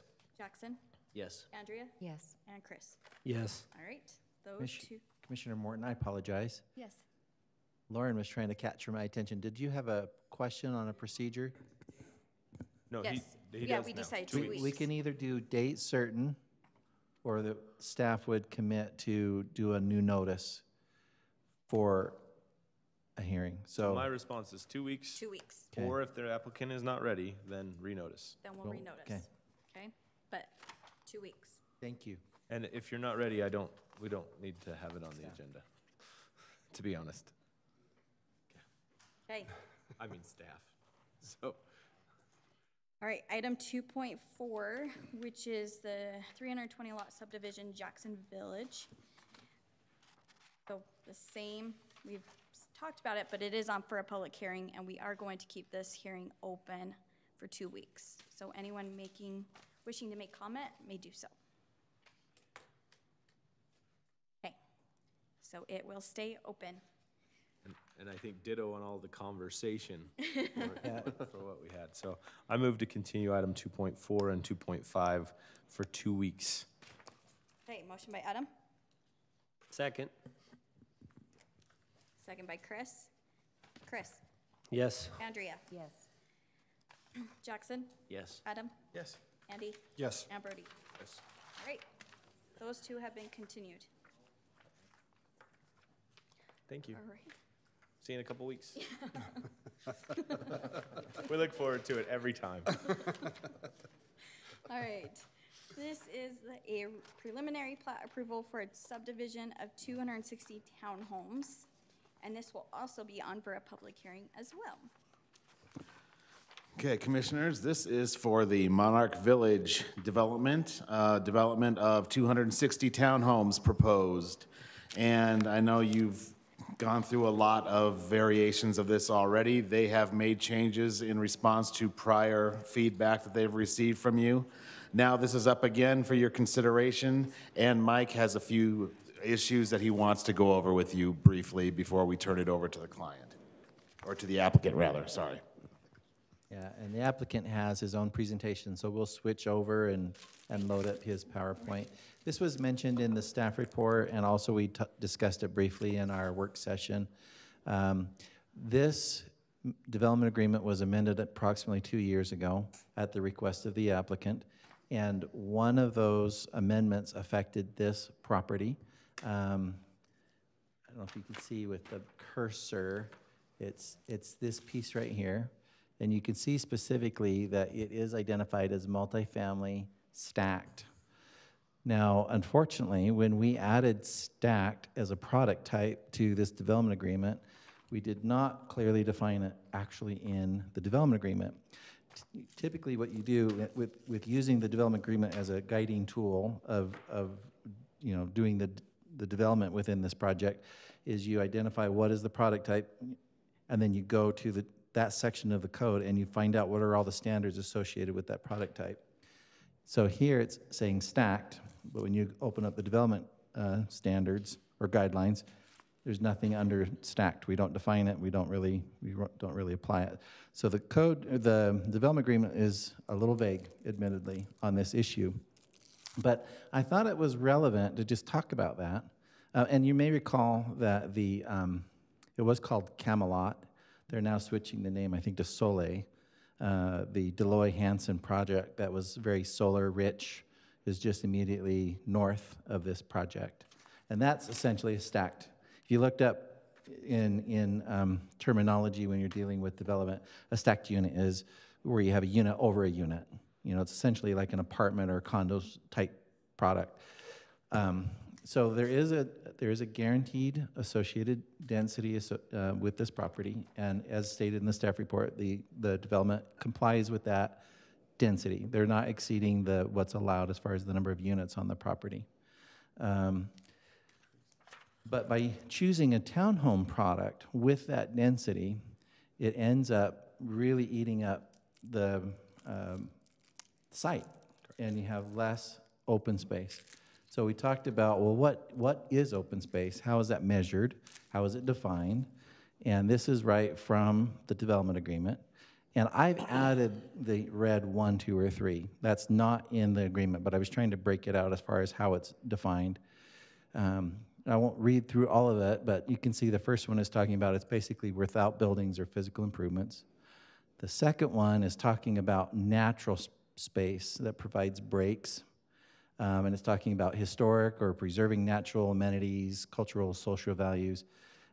I was envisioning that maybe the language of this is in, like, if you're clustering and you're trying to preserve open space, you're trying to, that would count towards your open space. And then the third one is a quasi-public area. And quasi-public use is defined. So you're talking about something that is, maybe privately owned, but it's fully accessible to the public. And then there's another section of the city code that was applicable at the time this development agreement was written, talking about the preservation of open space. And it also has some additional language as far as what counts towards open space. So 1/2 of the permanent open space required must be maintained in one contiguous parcel, which this may very well comply with. Open space that is unbuildable because of, among other things, slope, wetlands, flood, drainage, or contamination may only be counted as 50% of the actual acreage to satisfy the applicable open space requirements. And again, Commissioner Jacobson, I think you raised that question, was that properly calculated? So in general, what we've recommended in the staff report is we think that the applicant may have counted some areas towards their open space requirement, that if you looked at the actual language of the development agreement and the zoning code that applies at the time when this agreement was struck, we were just asking the applicant to recalculate, to relook at that. Now, verbally, right before this meeting, I was told by the representative from DAI, who will speak to you next, he believes he can meet that. We just haven't seen the revised calculation. So we raised it as a question. He is confident that he can address that issue. Whether or not the agreement would require literally stacked units on this property, I don't know. I mean, I consulted with our city attorney right before this meeting. I know that Brian did the same. And I think they believe that the language of the ordinance or the development agreement allows for multiple types of product type. In fact, he quoted a section to me, but it was talking about the transferring of density. That was the section you quoted, Brian, was talking about transferring densities within phases. We're not talking about that.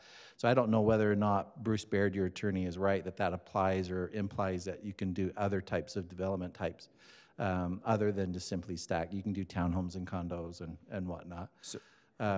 So we raised those two questions. Now, clearly, again, if we do a stacked product, it opens up the property more potentially because of the number of units that are restricted or allowed here.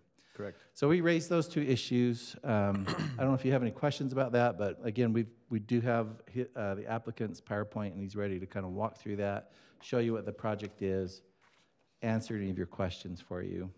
I think we do that first. Okay. And All right. then we debate. So let's go ahead and switch that over, Craig. All right, if the applicant is here, if you want mind stating your name for the record. Yeah, my name is Brian Flam with DAI. I'm a partner, and I appreciate you having us here. Mike, do you have the? Yeah, we're bringing PowerPoint? it up. Okay. It'll just take just a second to switch over.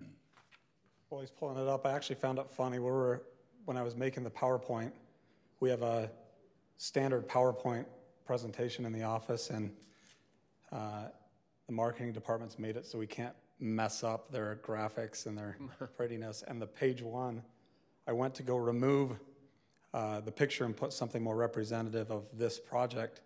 But apparently, wherever we go, we have to showcase the Cove at Herriman Springs as one of our projects. As long as to lead Jim's off there, with. you'll always be Yep. doing that, right? So I couldn't put something more representative. We just have to tout the Cove, I guess. So is there a clicker, or do you just roll for me, or? No, we'll advance it for you. Okay. You can say ding, or you can. I'll give it a ding, but first I want to start off with a beautiful project here in the corner of Herriman, the Cove at Herriman Springs, and we can go to the next one from there. Appreciated the work session. I want to first kind of address some of the things that we did to do our best to accommodate and listen to you, and then want to also address some of the questions that have been brought up to us over the last couple of weeks for the first time. So while you guys were talking about development agreements, and we bought this site from Wasatch and had a development agreement in place. and has pretty strict guidelines that have to be followed. But I really came out of our work session thinking, if these were possible tenants, these are real concerns. What do they mean and how can we apply? And so one of the things that I think we tweaked that I think help is we did start to, instead of having the long straight road, that was one of the concerns. We still run down the length, but by breaking up and moving the parking back and forth, it actually, and I'll highlight it on another page on the landscaping, but it actually broke up the landscaping a little better, broke up the long straight road, and we're able to push, while it still doesn't push the parking back to the other units, it's still, closer. You're really talking about 70 feet away from any unit to the to parking. So sometimes on a map it seems far, but if you picture that in a normal subdivision, that maybe is 1 or 2 lots away at most. So those are the big changes as far as the site plan from what you saw last time. We did break that road up, and I actually think it ends up looking better, and the landscaping flows a little bit better as well in some of the entrances. So you can see we've highlighted the parking. You can see all of the parking that's on the middle road was all on the south side of the road, and now we've flipped a lot of it over to the other side. So we actually didn't lose any stalls, the same number of stalls, just shuffled it up a bit how we use them. So go ahead and next. So you can see a little bit better. Because of those curves, especially by the pool, you get a little bit more bulb out and allow for some bigger trees around those entrances, really around both entrances, but especially around the center or likely the primary entrance. Yeah, probably that's good on that one. Just showing it closer, but you should be able to see it, so we can move on beyond that one. So I did want to clarify one thing that comes up in the staff report. There is a note that there's only one elevation type in the project. That was the case in May or April or March, the first time we submitted. It was brought up as a concern to us, and we actually went and redesigned product so that there are 2 totally different elevations in the project. I believe that came across in our work session, but to me, it doesn't come across very clearly in the staff report. It makes it seem like there's only one elevation, period. We did actually change up at Bryn's request, and on this version, we have now introduced a second stone type so that it's not one stone across the board. We already had multiple colors, but we've added a second stone. And so when we get to the colors, that'll show. So I wanted to keep some of these pictures and breeze through them quick, but it's just indicative of style. So the east portion is what we call our contemporary craftsman. We've built it in Herriman before on our single family. It has large 24-inch overhang eaves, low roof pitch, big windows. The western portion follows more of our craftsman line that we've done. And so we've switched, this is one that was redesigned for these townhomes. This is an example of where we've done it that looks like this, although this is front load, it gives you a feel for the style, and it is a drastically different style than the other. So probably can go to the next one there. One of the things that probably does need to be further defined as we finalize engineering as per the recommendation of staff is the clubhouse, but these are the amenities we intend to do. Happy to put that on record. We are looking to do a full clubhouse with an exercise room. This pool is about twice as big as the pool we just put in a similar sized project in Bluffdale. And we've added the pickleball court that was not in a previous plan, although I think it was during the work session. So you can see on the stone, it broken up separately, that there's 2 different stone types now, so they're not all the same stone. Colors are going to rotate through the project, and there's a color map on the next page. But the stone will flow through the project east to west, but there will be more than one now. One of the things that came up is open space, and without a clicker, I'll jump. In fact, if you can go towards the very end, it might be one of the very last slides. Right there, leave it on that one. I've got some math that my architect did on these, but first of all, the 30.7% open space is calculated the same way as all the others that have been approved, basically in this or any other townhome project around. You do count those, but just so that there wouldn't be any question, I went and had him start to break out certain sections to see if we still would meet the threshold either way. So first I had him start, it's hard to see the colors, but in between the driveways down the alleys, most of the driveways, as you know, are very small, other than the southwest section. But if we didn't count those, combined total is 1%. So we'd be down to roughly 30%.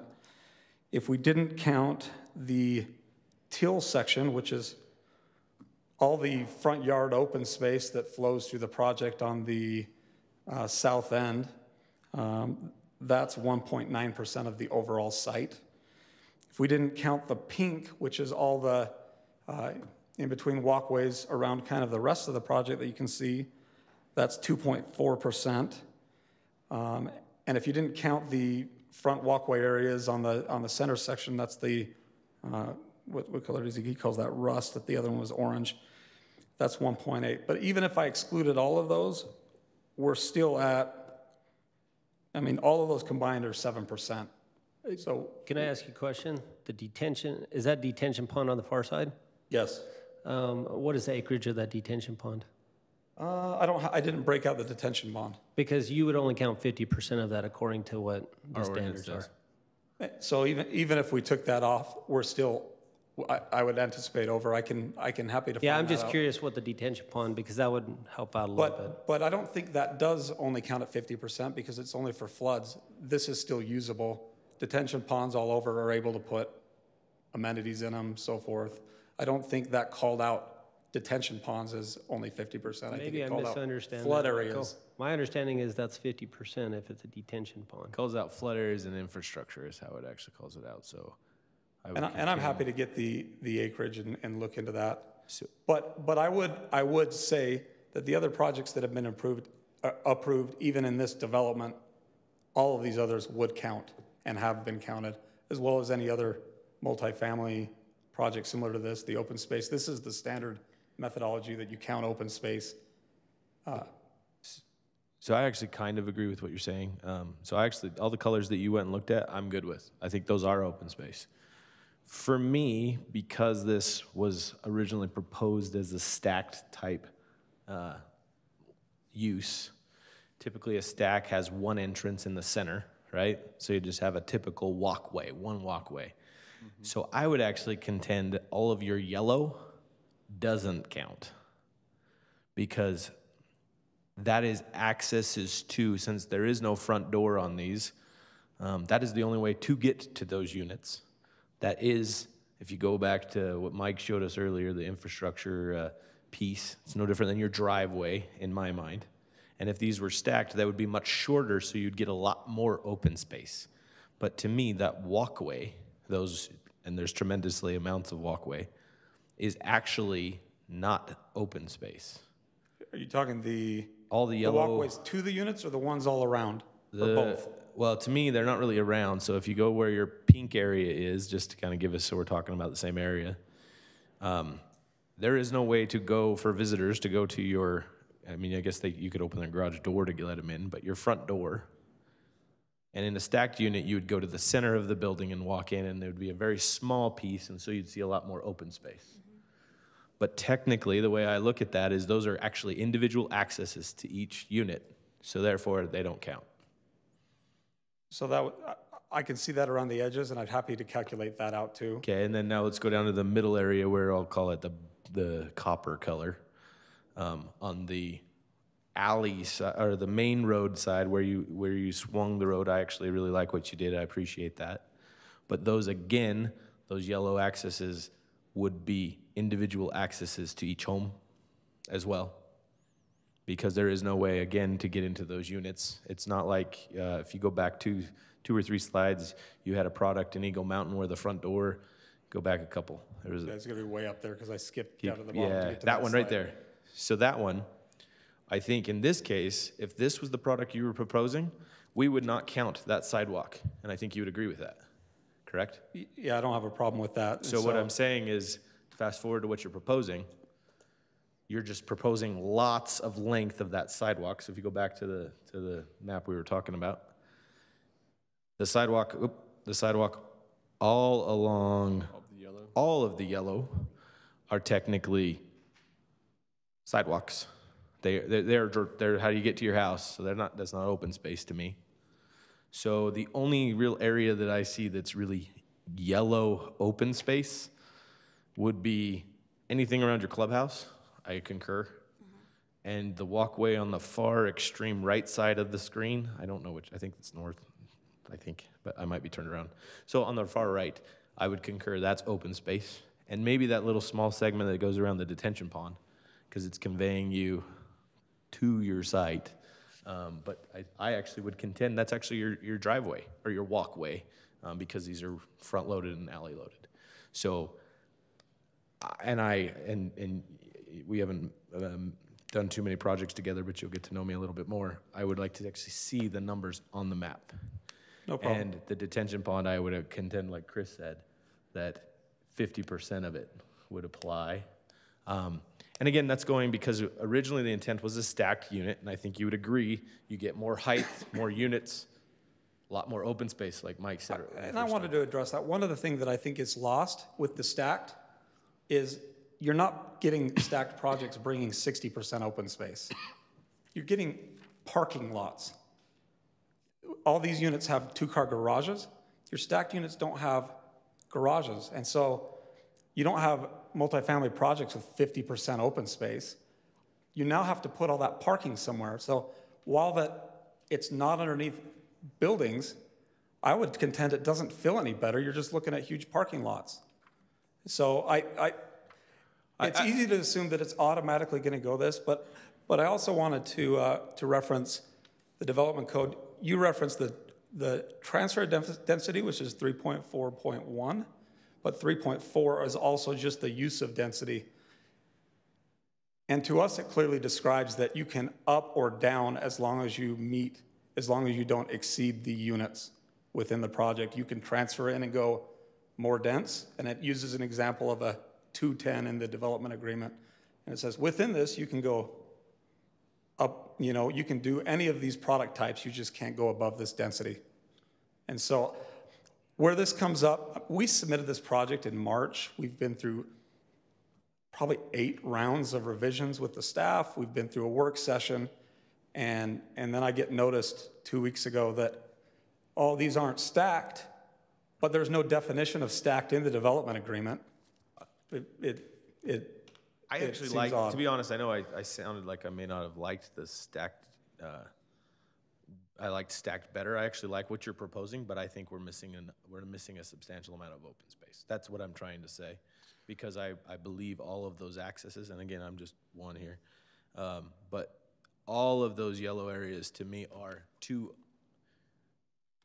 in line with where you were heading with the stacked. I was trying to use that as an example. I see. So therefore, I actually think you're missing a little bit of open space, and I understand where you're heading with your density, and I actually, I'll be honest, I like the overall project. The issue is when I look at this map, I don't see a whole lot of green. Well, it's kind of like the definition. That's my bottom line issue that I see. But I don't know how I'm just going to say, and maybe it's a little bit different perspective, but there's some aspects to this project that are nice. I think one of the projects, or one of the aspects of the project that I do not like is the monotony. It feels like it's the same unit going forever. That's what it feels like. There's not much breakup to me. To me, it feels like the same thing. If there was maybe some implementation of some stacked units within it, it would give it a different look as you go throughout it. I mean, I think one of the things I that mean- maybe I mean- throws it off is that it looks boxy here, but the units aren't shaped like, there's different unit types, so Sure. you get relief as you're going through. So maybe that's Sure, something you bring back to us and show us that. But I still go back to, it feels like there's not a breakup of what it is as you go down the street. Building. It's like, here's this building, and it looks this way. Oh, yeah, it looks nice as I look at it. Here's this building. It's almost the exact same one. And the building next to it's almost the exact same one. No, with what I'm seeing here, that's what it feels like. And it's not a breakup or a change or something that gives it a flow of difference. And so it reminds me, and I hate saying it, it reminds me of like row homes in Philadelphia. They're just going forever, and they're all there. And it tends to make it over time to where it feels like it's more run down and it's more, and that's my fear of what this product is right now.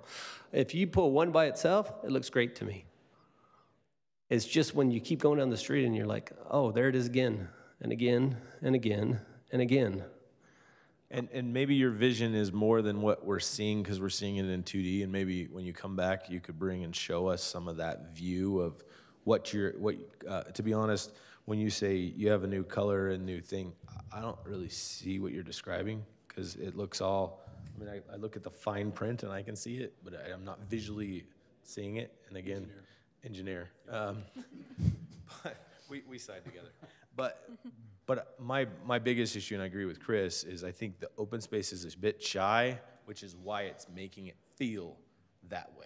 When you take into the constraint all those concerns I had earlier, and if you're confident in that, then Yeah, and I will, and I'm happy to put the numbers. One thing I'd be curious about that maybe staff can help with is how the planning commission's treated all the other townhomes and sidewalks, and just making sure that it's consistent as it's approved, understanding this development agreement. Either way, those sidewalks don't add up to a lot, but I would, I would disagree, although it is access to the units. It gives someone the ability to walk around the project, get exercise, and get out and about. I think there might be some segments that are that way. I agree with you. Yeah, I mean, for me, it's more, okay, the definition of open space is one thing, but the intent of open space is kind of where I look at, hey, would you sacrifice a unit, you know, in the corner of the development so there's other open space, as opposed to having to go to the other far end to get access to any green space, in my opinion.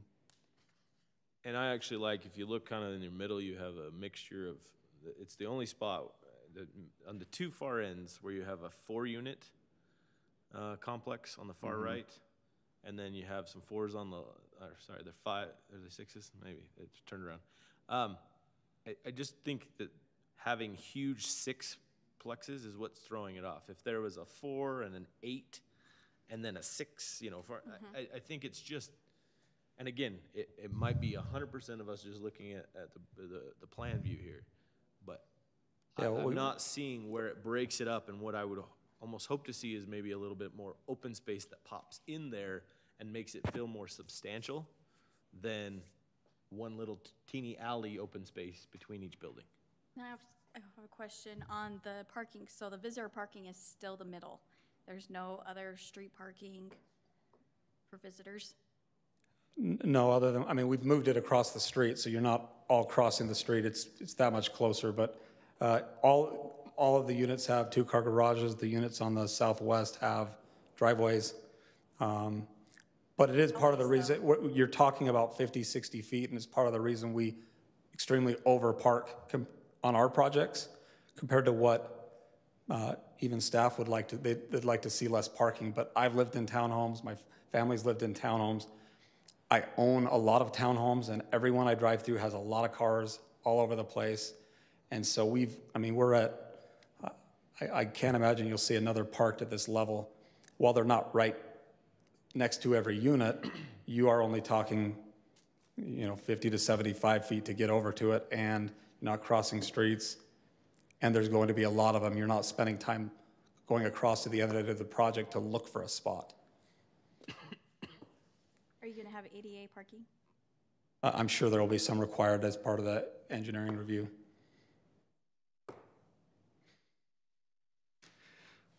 If we want to go back up a bunch, there's just a handful of other things we probably ought to cover as well. Is this where we're? So under the current's 30.7, so I'll try to get some different breakdowns so we can dissect. Even taking the sidewalks out, it's just not going to be that much. And with the 20 requirement, I'm highly confident that we will be there on the open space. I'll try to get more detail on the detention basin as well. And the reason for the clarity is we are doing the bulk of it underground. And so you're not talking some big, deep detention basin. But I'm not going to say it's flat. I'll find out from my engineer that's working on it. How big of a depression? Is that grass or is that rock, out of curiosity? We intend it to be grass. Okay. But let me get clarity so I can speak for sure from the engineer, because they've been hot in the middle of this right now. So let's go to the next slide. We do have preliminary approval. They need final approval once the ARC will go through a checklist once we kind of settle and the plan is done. But they do feel that this meets the ARC checklist and the technical guidelines of the project. Next. So we already talked about the one, so we don't need to jump in a whole lot more, but number one, it's the first time in my life that I've ever come with a lower usage of a townhome compared to a stack that I feel like I'm in a big city or something, but these are 1,400 square foot units for the 3 beds, 1,100 square foot units for the 2 beds. Those are on the finished. There's basements on most of the project, and so you are getting a lot bigger units and a higher price point and rent income level in the city. As far as I was just going down some of the issues to make sure we're clear, because in my opinion, issue number 1 on the units is not applicable. Issue number 2 on parking, we exceed the code, so I'm not sure what the issue is, but we meet it. Building elevations, doing our best to try to jockey through it. We originally had 1, we went and designed more. We're open to spreading them instead of being here or there. We could probably look at spreading it, but I don't think architecturally that flows as well. There's another builder in this project that's how they like to do it, and I've sold to them before. They'll go Craftsman, every 3rd building it switches, but to me, it just doesn't flow together as well. I think it's some of maybe the building materials, like going vertical versus horizontal across the whole unit, or it's just some of those elements where it doesn't look like the same building as the whole 10-plex. It's very specific to the style on the east portion, but the west portion, we typically do board and bat in those gable sections. I did notice that today as we were building the presentation, that the architect had put that lap, but I'd be happy to look at that as well, because typically we do break that up with board and bat, so it's a different material on that side. Topography, again, I'm not sure what the issue is, but I will clarify that as we're working through our grading plan and our building layout, at a minimum, they'll be breaking every 2 units, if not often every unit, which you'll end up getting a lot of stepping down the site, which is going to break up any long. I mean, the furthest roof line you're going to see on anywhere in the project is 2 units. And you'll have a lot that are stepping every one, so you will see a lot of that breakage. And we've done our best to portray that in the packet. You can see it a little better. The previous versions showed it as if it was a flat site. On issue 3, you said that you have 2 building elevations. Are they different than what's in our packet? Because these just are different colors. They're not different building elevations. Yeah, so that's one of the packets. There's 2 different packets. We submitted one for the east half and one for the west. So I've got pictures if you scroll back up, because they do look very, in my opinion, different, although I would, so stop on this just for a sec. You can see this green is board and bat. So go up one more slide. So where the blue, where you just were, where that blue is, typically we would be doing board and bat, and happy to address that. But that is a different elevation and style Looked like what I just saw in the packet is part of just the east half. And this is the west end? Yeah, so this is the west end. These are the ones that we redesigned as per the request of staff. Commissioner. So you have different porch elements. You have roofs that diagonal up instead of the four-hipped, low-pitch roof. No, those aren't in our packets. That's where I'm struggling. Yeah, they are. They're there. I apologize. They're in the Three packet. times. Are they the? Here it is. green ones? Oh, they're in the back. Yeah. Keep going. My bad. Yeah. We just like to make it difficult. We're trying to consolidate and make clear what was what more clearly. Also good. Okay. There we go. May I also, for the commission and also for Brian, and Brian, thank you for your patience. I honestly appreciate it. The issues that were identified in the staff report were not actually all issues of concern. They were just like points that are common issues that the planning commission wants to be aware of. So you're right, we're not saying all 6 of those things were things that you were not compliant with. That makes more sense. I was yeah, kind of yeah, scratching my I head. I'm like, I'm not apologize sure what the issue for is, that. but. And I don't know, and we probably should have done a better job with this. In the design guidelines, there is a section in here talking about building same house plan multiple times. And there are certain things that you can do in order to essentially qualify for, repeating virtually a similar plan. And it's very possible. You Isn't might that be right. section for single family? So again, what standards do we apply for? Well, I take, for example, Wasatch is next door. Do they have 4 or 5 or 6 buildings that are different styles? Anyway. And I don't know, I haven't seen it, but I can't imagine they do. Okay. I can't remember, to be honest. I can't remember either. Yeah. Because when we do our big subdivisions, we have a lot more breakup house by house but when you're dealing with townhome buildings, you're dealing with more of a community that's all, it's pretty typical to not be breaking them up by unit or building. It's not typically how it's done, but we're open. We're just trying to get. I think it's just a recommendation to not make it look. It goes on forever. Break it up. Yeah. And I honestly think it's just because maybe it's not clicking in my mind, but I see the colors are breaking up. Well, there's one across the street though. They're the same color. But yeah, but I don't see what tells me where which building's what. So right now, the way we've set it up, and we're open to shuffle it, but we have the whole west half is this style, architectural style. Gable up on the end? Mm-hmm. Okay. And the whole, rest are and as you start to look at them, they got different porch elements and. So say the location that one is, So these ones are the west half. Okay. And the other ones are the east half. See, I actually believe it would be better if you staggered them throughout, or do something different, so it's not the same building, same color.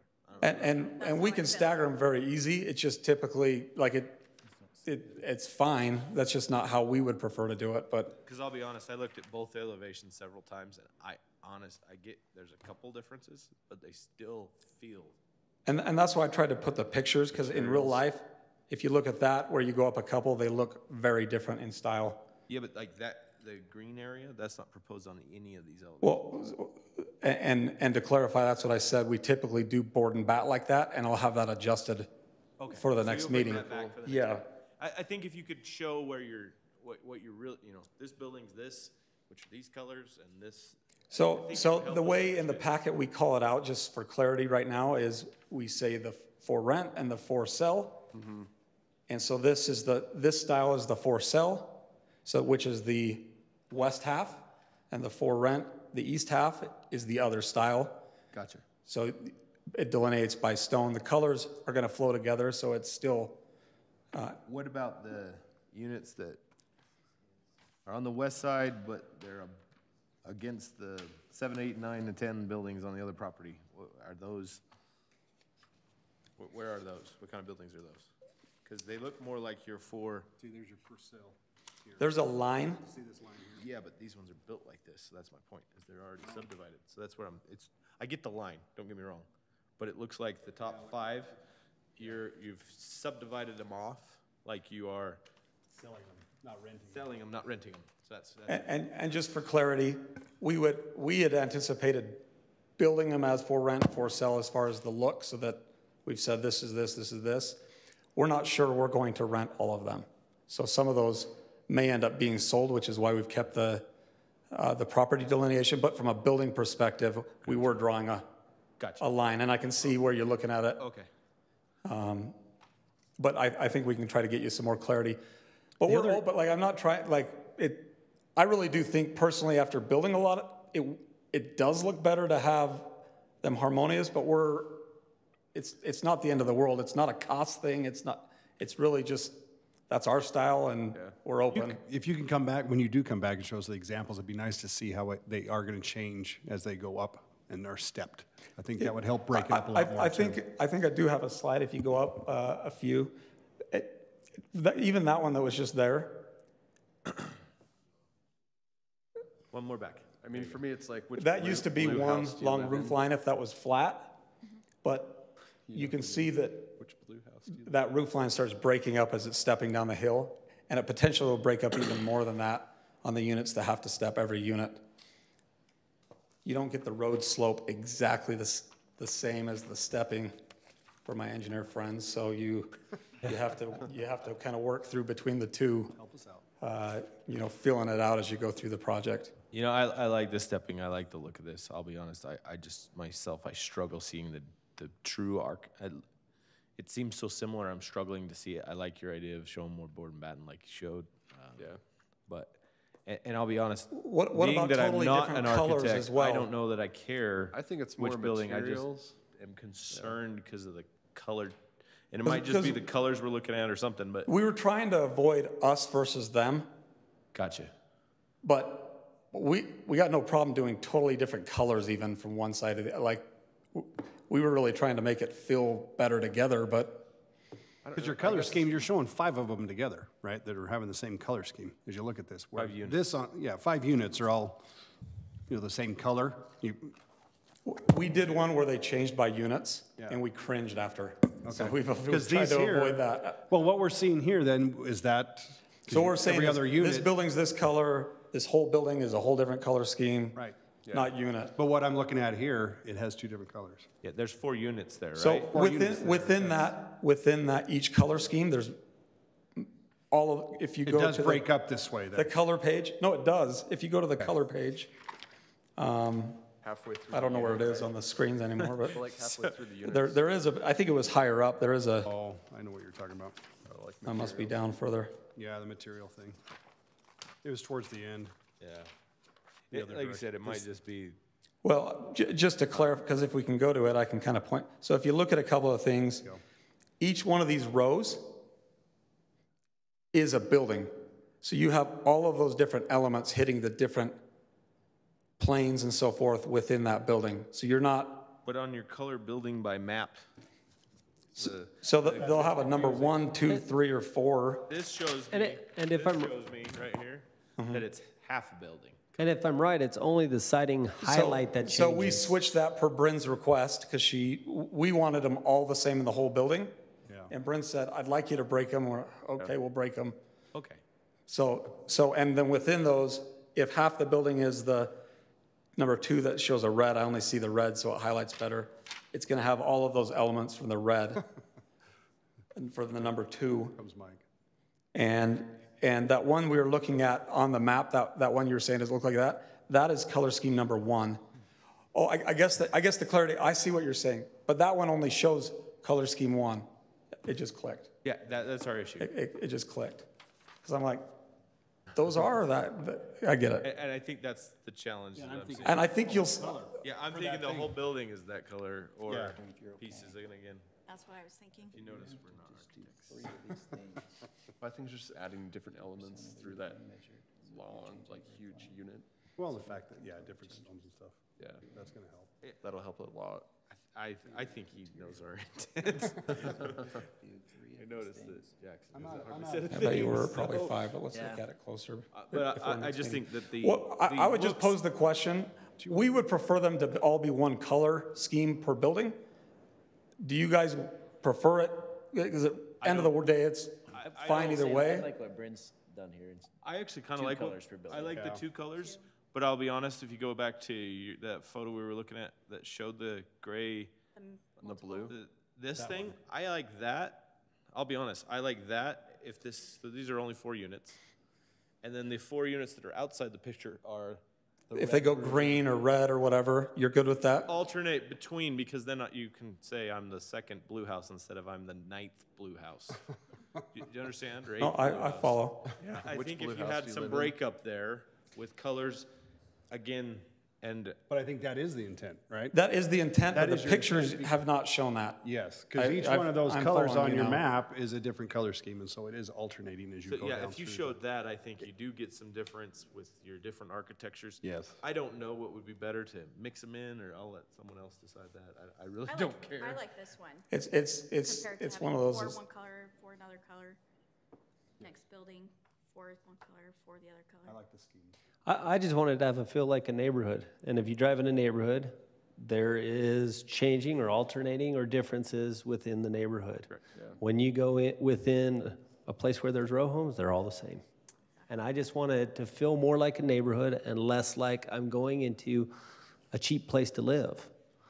And that's where my concern is. And not to put down the project, because I really like some aspects of it. But I just don't want it to feel like that. I think it's the my variation. concern. And I'll be honest, materials. I've built thousands of homes and Sure. and we've never been the cheap builder. Anywhere I've ever built, that's not who we are. The Sure. elevations that we're showing And that's not what I aren't was cheap accusing. materials, they're not cheap. We That's don't not what I I was mean, so, accusing. no, That's not. I'm not hearing you say No. that, but it's hard because it's hard to Yeah. get it to portray. I've seen other projects Yeah. that look really good here, and then in the field, don't look as good. And the pictures that I'm showing for examples are real projects I've built, and if you go drive by those, it's like, I have great pride in what we've built, and we always have a long demand of people to buy our homes and rent our units, so. So we've worked with DAI for a long time. I don't think anybody's saying that. I just think what we're seeing is not showing us, conveying completely the vision you're trying to show. And so I think that's where we're seeing some of that on the elevations, as well as some of the on the open space, is to be consistent across across the board. I don't know how anybody else feels, but I think you know what we're kind of trying to say is we're just confused, and a little bit of clarity will help us a lot. I guess the only other question that on the colors is we've tried to stay with the same schemes to the whole project, even though. I'm okay with the colors. That's not my I don't need to concern. change them on the one half. We were just trying not to my make co- them. Choices are great. Like, I think your color choices are all right. I don't have a concern Okay. with that. I just don't want it to look like, wow, there's 22 straight homes that look the same to me. I really like any of the buildings that I've seen, these things. We'll represent it better and get you I better just don't pictures as best we understand how can. to show the full building complex like you're proposing, so I'd just like to see that. Will do. Sure.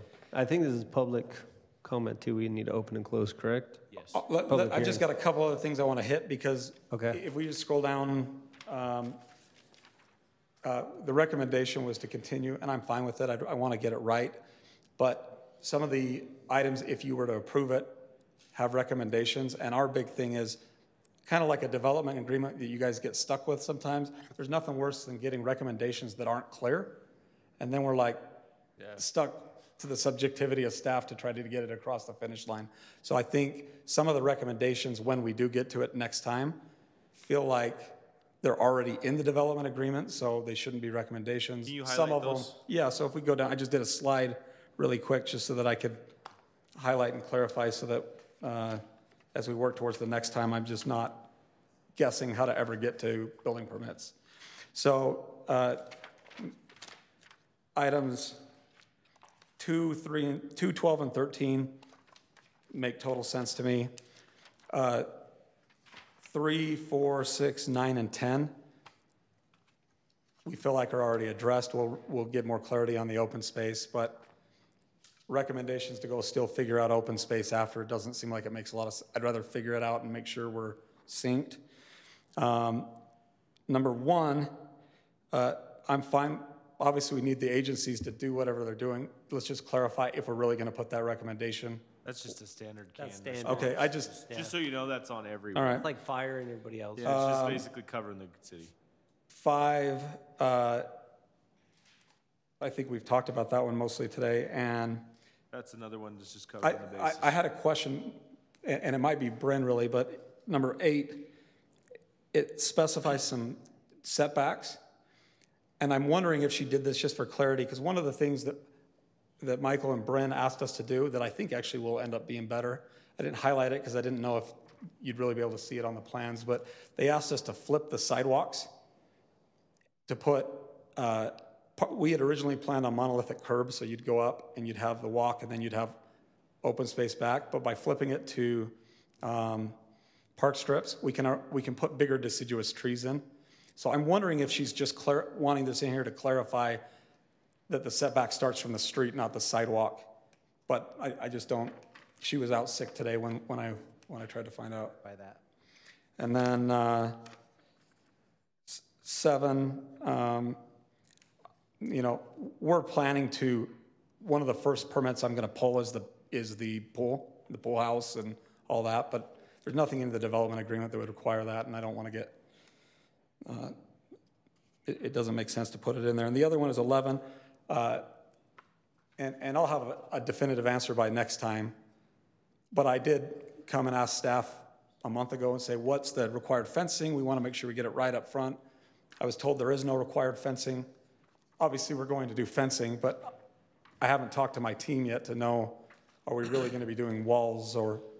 Property line are we worried about? The west side is Number 11's asking for a precast wall along the corridor. Along the corridor. And I'll have an answer for it, but I'll add a fencing exhibit for the next time, and I just rather say this is where and what we're gonna fence rather than just getting something that kind of comes out of, but Is that along clarity's my Academy big deal. Parkway? I can Is move the- when I got Is clarity. the west the Academy Parkway or no? No, The west would be the corridor frontage road. And I don't know that we have. Well, the corner's the corridor. The corner's the corridor, right. Yeah, I don't know that we have a true, I mean, typically require that on. Well, and that's why I want to clarify, I might be doing it anyway, so let me just find out and bring a fencing plan, but. Well, I guess the only question is that there, and maybe I'm wrong, but is that along the road or which side I'm looking at the map and I can't. Actually, this is right by the sign, isn't it? It would go from the sign all the way, just that, it's kind of like the The jog bookend. right there, everybody, is the So it's not a sign. ton. That's the sign. Okay. The last thing I want are kids rolling out onto the highway anyway, but it just kind of caught me off guard that all of a sudden I asked about it. There wasn't anything, and now I've got this requirement. So Well, the majority. My hunch is the sign, I believe, is probably technically commercial because it's a sign, and so they're probably required to put it around the sign due to it being commercial, but I have no idea. Oh, yeah, that's probably just what My it guess is. is that. I'll point to the sign guy and ask him why I didn't put it up then. It's usually the commercial zone that has to put it up when their stuff's approved. Yeah, totally. I know where to find him.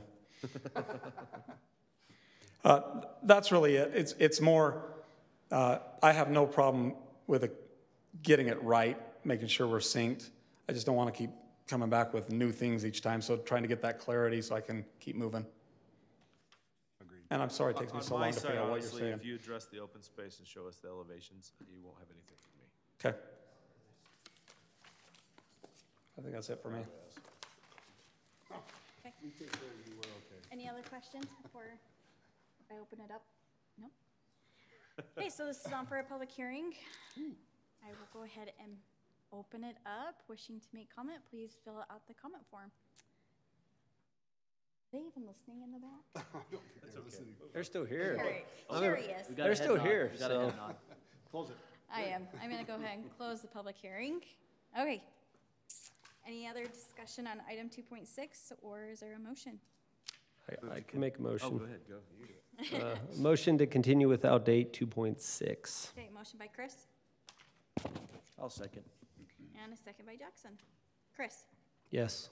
Andrea, Yes. Jackson, Yes. Adam, Yes. sorry, Andy, Yes. and Brody. It is way too late. My mind is not here anymore. All right, that has been continued. Can I get clarity? You didn't give a date? Because we want to make With sure that you're date. comfortable with whatever date you are. So it could be Staff the will next get back meeting. with you. When do I have to be done for the next meeting? I just don't want to lose Work with staff on that one. Yeah, work with them. Work with staff. My hunch is that it depends on staff, so. That's why we say without date, so you guys can work that out. We'll get together tomorrow, Brian. I'm in tomorrow, so. Okay. Item, Sorry. That was just two. Did you just do 6 and 7? I just did 2.6. She hasn't said anything about 2.7. yeah, I'm about to say that. Okay, item 2.7, this is the final PUD approval. I'll make a motion to continue without date. Okay, motion by Chris. I'll second. Second by Jackson. Chris? Yes. Andrea? Yes. Jackson? Yes. Adam? Yes. Andy? Yes. And Brody? Yes. Okay, that one has also been continued. All right, we have no legislative items. Commissioner Morton, I apologize for the interruption. It was brought to my attention that the commission's motions to table the Teton and the Jackson villages was a little bit different. I think the first two motions were essentially date specific. And I think we were asking for maybe to consider a modification of your motion to allow for. I didn't hear that. So, Chair, if you don't mind, the motion for the first two items, you, Commissioner just the opposite. Jacobson had said in 2 weeks, or if the applicant is not ready whenever they're ready. We would notice it. And you would notice it. On the second one, you did not give that second option. So as the motion would stand right now, for the Jackson part, you would the staff would have to notice for the next agenda. There was no option for them to delay that. So it wasn't consistent. So I was just suggesting that you amend your motion so that you have that option. Yeah, the way I believe I said it was continue for 2 weeks on both. And then afterwards, it was when we talked about unless they can't make it. So You had that discussion on the first one. On the second one, you just said in 2 weeks. So you could consider amending your motion. I'd like to amend my motion on item 2.4 Second. as stated. All right. Fair enough? Yes. Yes. To basically Okay. say 2 weeks, or if they can't meet 2 weeks, that And we we need to notify. Revote. Yeah. Re-notification goes out. So amended motion by Adam and a second by Chris. Chris? Yes. Andrea? Yes. Jackson? Yes. Adam? Yes. Andy? Yes. And Brody? Yes. Okay, that motion has been amended. All right. Any commission comments? I do have Yeah, something. I do too, after you, Adam. boy. You first. All right. I got a list, guys. I do too. So. That's why I let you go first. So there were a couple different items that were brought up in this meeting that I think, based off of some of the research and other things that we've looked at, that I think is beneficial to bring up to City Council. We have more and more properties that are potentially going to be rental. And we were looking at, when we had a meeting with Taylorsville City Council and City Planning Commission, there was an ordinance that they have in place currently that seems to be beneficial. And I'll let the whole council speak on that, Planning Commission, I mean, speak on that, because more or less it's a business license requirement for any rentals, and then maybe you can, on the state, how that works, Michael, because I can't remember exactly how that worked, the program. Yeah, it's an incentive-based program. Typically, a city will offer a discount on the business licensing if they participate. You can't require a good landlord program if you're just doing, I think it's rentals of 3 or less. I might be wrong on that threshold, but you can require for larger units to participate according to the state. And then again, we can do an incentive-based program to try and encourage more participation in it. And I think the city council should consider, because based off of my understanding and what it's accomplished, at least for Taylorsville, it's pretty much raised the standard for a lot of these individuals on what they have as rental units. And so I think it's probably something to be considered. Also, in some of the research that I've done just over the last week in regards to townhomes and also higher density type projects, there's a couple things that I've found that seem to help make the projects better. So I just want to go through some of those for consideration for the city council to look at, to consider, to maybe put something in the future to put in place. One of them, and it's really simple, and they talked about 80 square feet of enclosed storage. Typically, it falls in the back of the garage, but what it makes or causes to happen is no longer does the garage become a storage unit, because now they have storage built into the units. And so they actually use to store the garage more often as a garage. And so that's one of them. One of the things that's a little more aggressive that is being used in some of the other cities is requiring in certain density units, and I'll give an example, underground parking. And that was townhomes and higher density. It wasn't just higher density. And to give you an idea of how some of the numbers worked out based on what they wrote up, it was that aggregate paved area does not exceed 20%. So all of these parking requirements obviously required a certain percentage to be underground. And then in that same type of structure, it said the building structures could not be more than 35%. So that means that at that point, 45% of it becomes open space. Now, they do use the backyards and things like that in townhomes as private open space considered in that equation. But it seemed to be something that potentially can help to keep more of an open feel. And these are all just considerations to look at and to start thinking about, because from the state perspective and from other perspectives, there becomes more ideas of density and other things that are coming. And so those are a couple of the ones specifically that I thought of, and then the last one's a simple one. And oftentimes we have a 5-foot setback on some units on the side. Well, with a window well, that becomes a 2-foot or less. And so maybe adjusting some of it, or to be aware of it with development agreements and everything else, that the 5-foot may need to be from the window well. And so those were just some of the areas that I noticed and I thought that may need to be considered. Michael will be able to help out with the rental ordinance that Taylorsville currently has in place. And then the last one that's a simple one is, and this is, and I'll just read it, it says, require designated storage areas for recreational vehicles such as trailers and boats should be provided, or storage is designated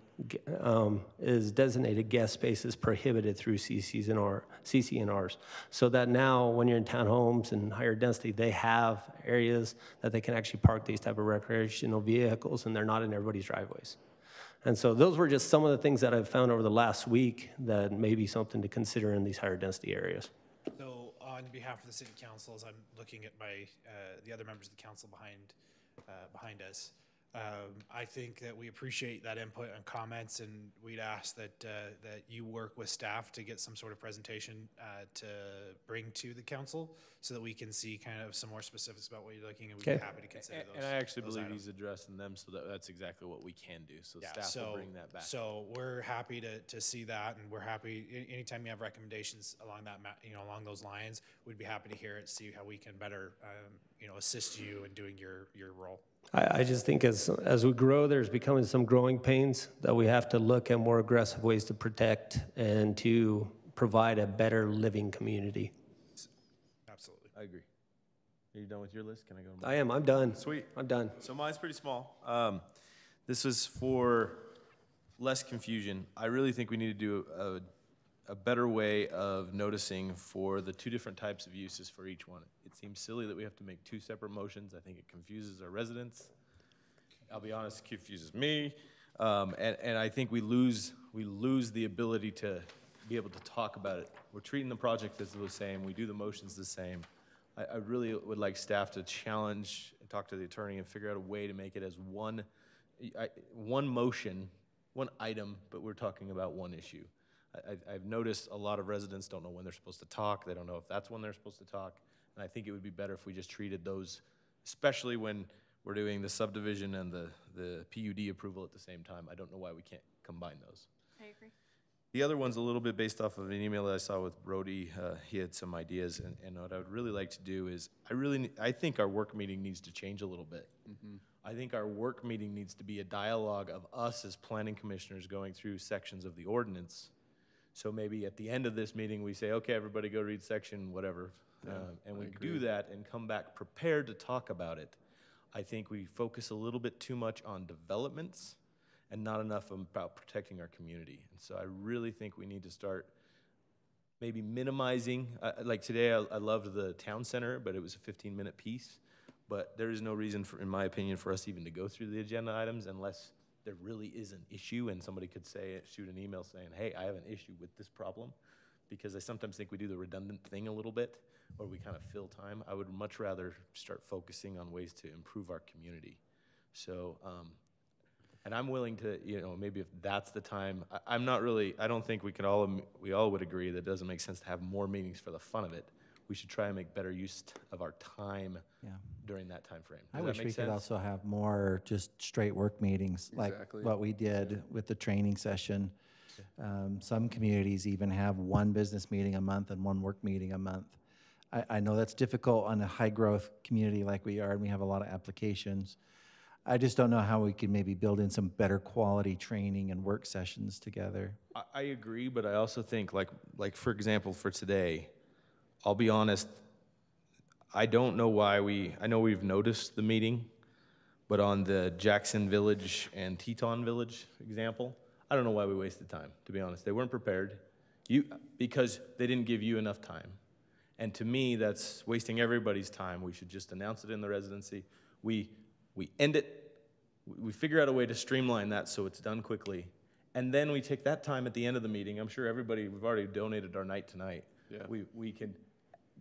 We can add on in the end, close the meeting, and let's go have some more conversation of where we want to focus in the future.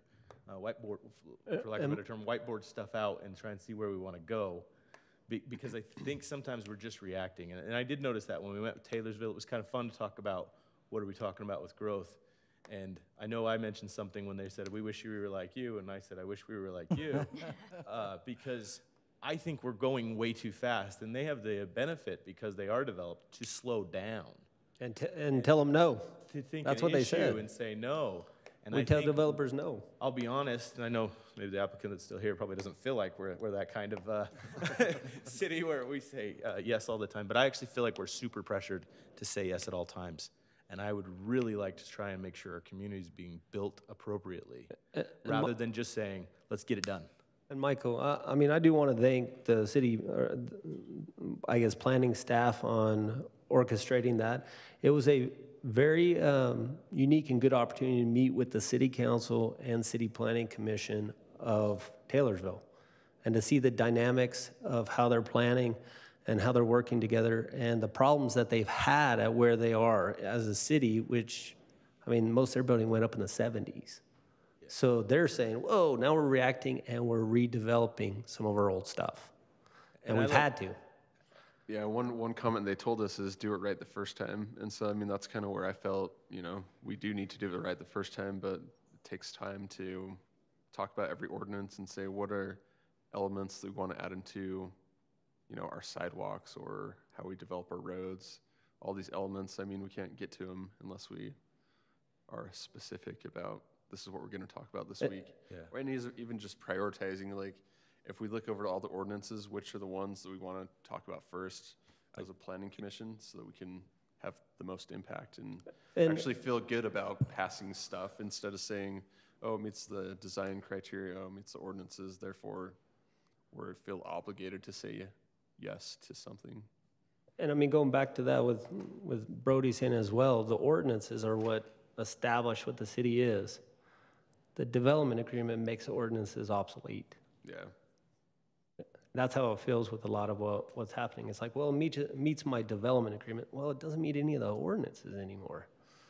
And so it's providing a balance with that. And I think the city council, with some of the things they've said tonight, they're trying to figure out how to do that. But that's one of the things that we want to continue to do. We want to make the community better. And I'd like to get to the point where a developer comes in and they have it laid out and they're good and they know what we expect. And I mean, because we're growing so fast, it's hard for them sometimes. And I understand that. It's hard for them to understand exactly what it is, because it's like, oh yeah, we've had 5 new ordinances, there's a new general plan, there's new parks and trails that's coming in, there's all this stuff. And it's growing pains. That's what it is. And that's okay. but we need to try to figure out how to minimize that a little bit so everyone feels like it's more of a process where I get it. I get what you want. I might not like it, but I get what you want. I'm gonna provide it. I just feel like we could get to more permitted uses too if we button down our ordinances. Everything's not conditional use. And then I feel bad for the developers for some extent. It's like, oh, I have to come in for a conditional use on most things. It feels like probably to them. It's a lot less than it used to be. So, yeah. So I have a third one, if we're done talking about that one, and this is my final one, and it's beneficial that the council's here and the mayor.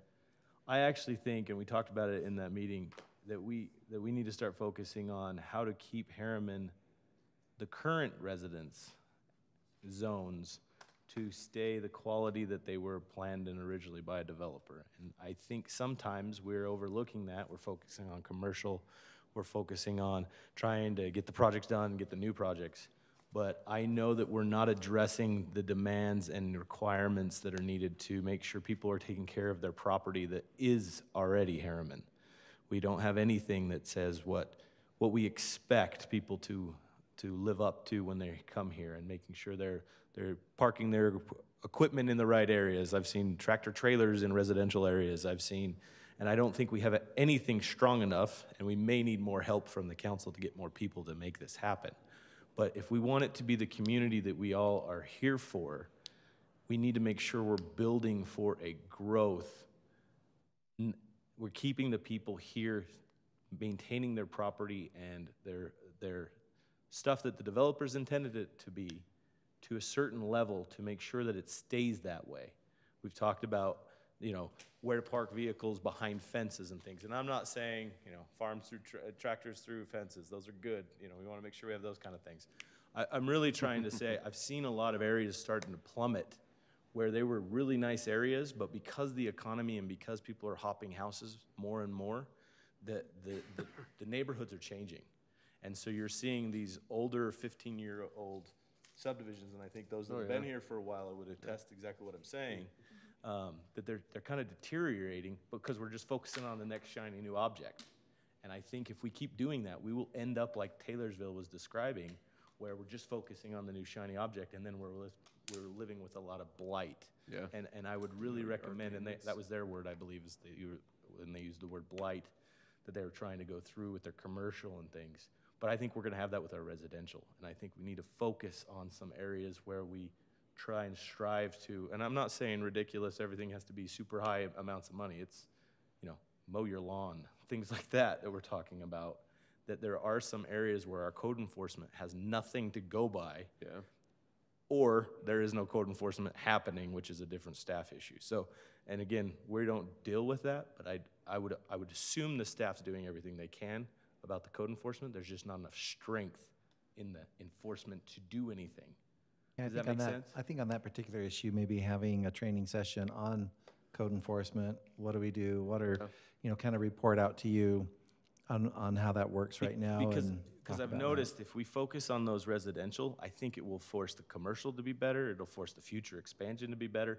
It will just keep the feel that we all moved here for growing. Where right now like I said, we're focusing on the shiny object. We're not focusing on the long game. Well, most of the people in my neighborhood moved from the old Fieldstone development because I think it's dilapidated and the yards aren't kept up, and they're like, hey, let's move to a And I will tell you, which was interesting, and if you guys remember, Taylorsville said we're trying to figure out how to stop making or getting our Taylorsville residents to move to Herriman. Because you guys have parks and you guys have a lot of that. I mean, they broke down an old pool that was a community type pool and made it into a huge park, and they're saying some of those type of activities are keeping people. So we just need to remember why people are here and keep that feel. And I mean, to be honest, seeing a large structure with nothing but parking around it doesn't have any sort of feel that any of us want. And that Fieldstone development you just said is one of the examples. I'll be honest, I don't think everybody intended. We've improved a lot since we've started requiring things, but we need to have something in it to protect it from going worse than it was from an architectural standpoint, so it doesn't degrade. Because we have a lot of developments in our community that are large, that are older, and if they dip, it will change we need to start focusing on ordinances like that. So those are my 3 things. That was only 3. I'm sorry. Yeah, there was 3. 3.2. 1, 2, 3. You added to them, though. So. That's all I have. No, and I appreciate the city council being here. Yeah, So, thank you.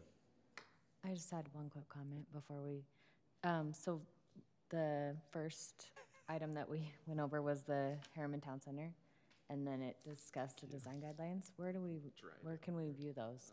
I don't know that I've ever seen those before. I was under the impression that we had provided you a link to those guidelines. Did that not happen? I don't, maybe, I don't remember. If seeing not, that. I'll make sure that you I'll have be that, because honest. obviously we're going to be working a lot on this project.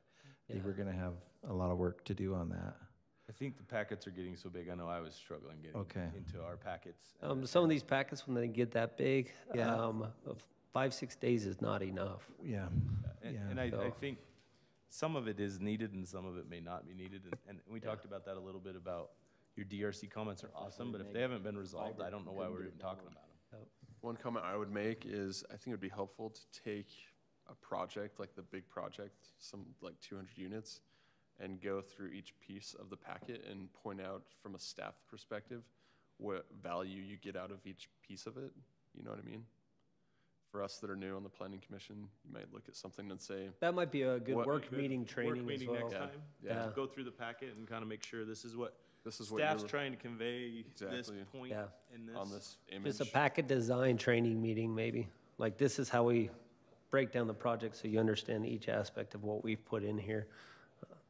So, I mean, some of us know since we've been here for 4 years plus, and some of us may not. And we did talk about it, I think, a historic map, like how the town center started off with that. I think most of these longer projects, we do need to have some of that. I've been a planning commissioner for a while, and I'm getting lost on iterations and versions and. Give us a little bit of time to think about maybe how we can restructure the materials. Because I think that's really important, and I don't want to just rush into an open-ended discussion. I think, give me an opportunity to put together a proposal, if you don't mind. And maybe we can talk more about it during a work meeting is kind of the intent. Is some of these things I think we could iron out. Instead of focusing on a development issue, we could focus on making it better. Well, for me too, I'm like going to Google Maps and because I want to get context of like I'm looking at this little piece of property, but what is going on around it? Because that's a huge piece of it as well. Do you feel like the vicinity maps are too focused that you need to pull out a little more? I think you need both. I think we need both. Need both. Yeah. Okay. Because, like, for instance, in just one example, the one thing that, like the Herriman Town Center map tonight, the one thing that it was missing, which, and I know it's not, I think it's Riverton actually, just directly east of it, but there's not showing the connection. I mean, there's a ton of apartments and houses over that way that are outside.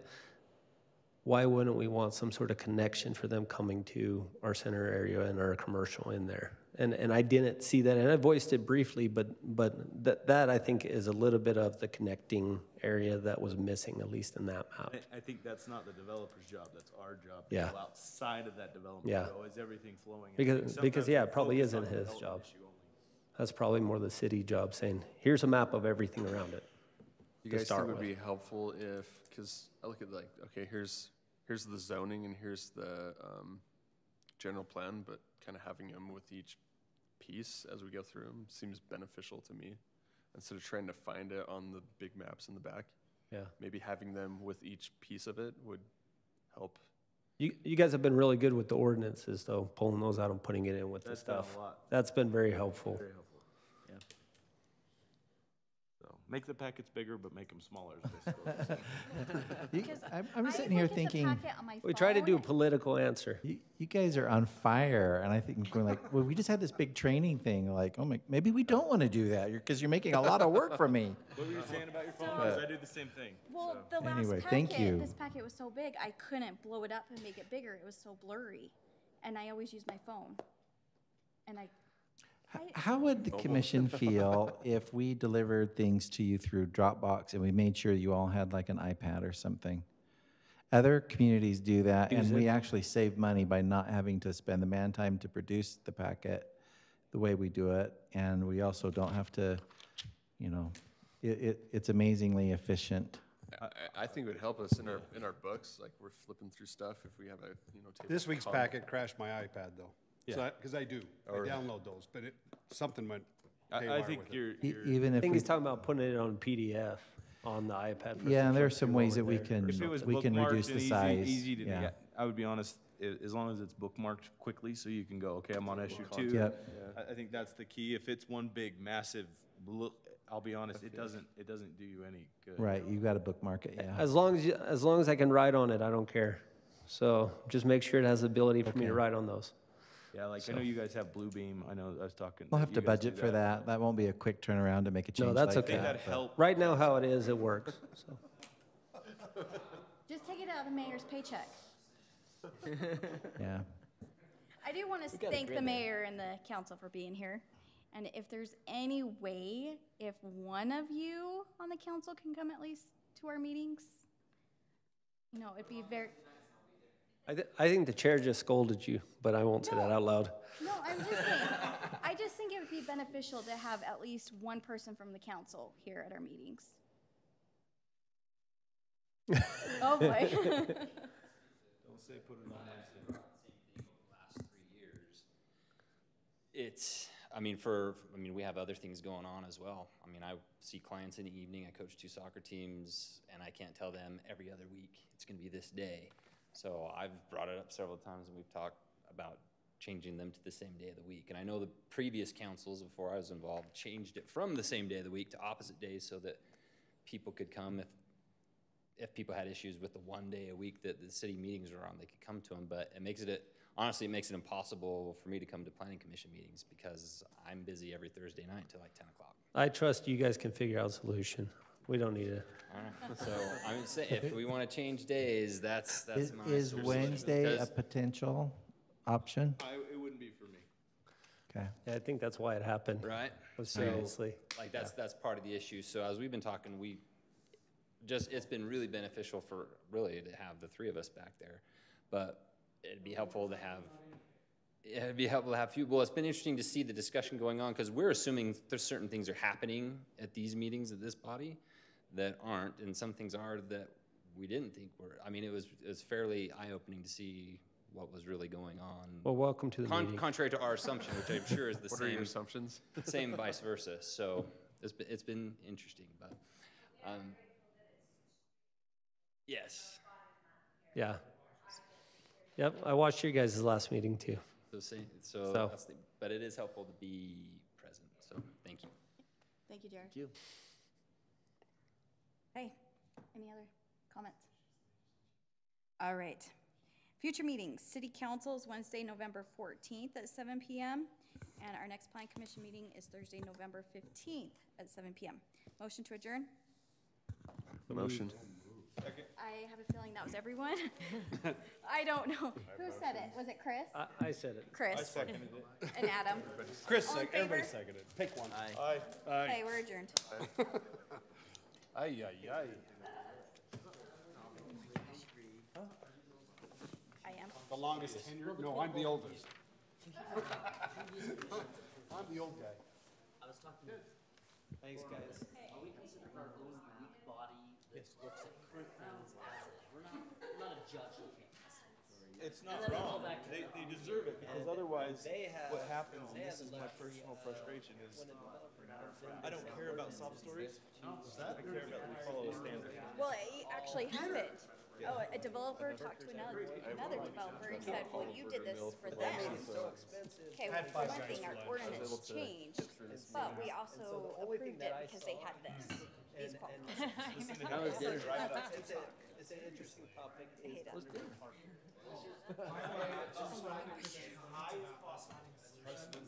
solution is that you're just gonna meet on the Zoom and tell you. So.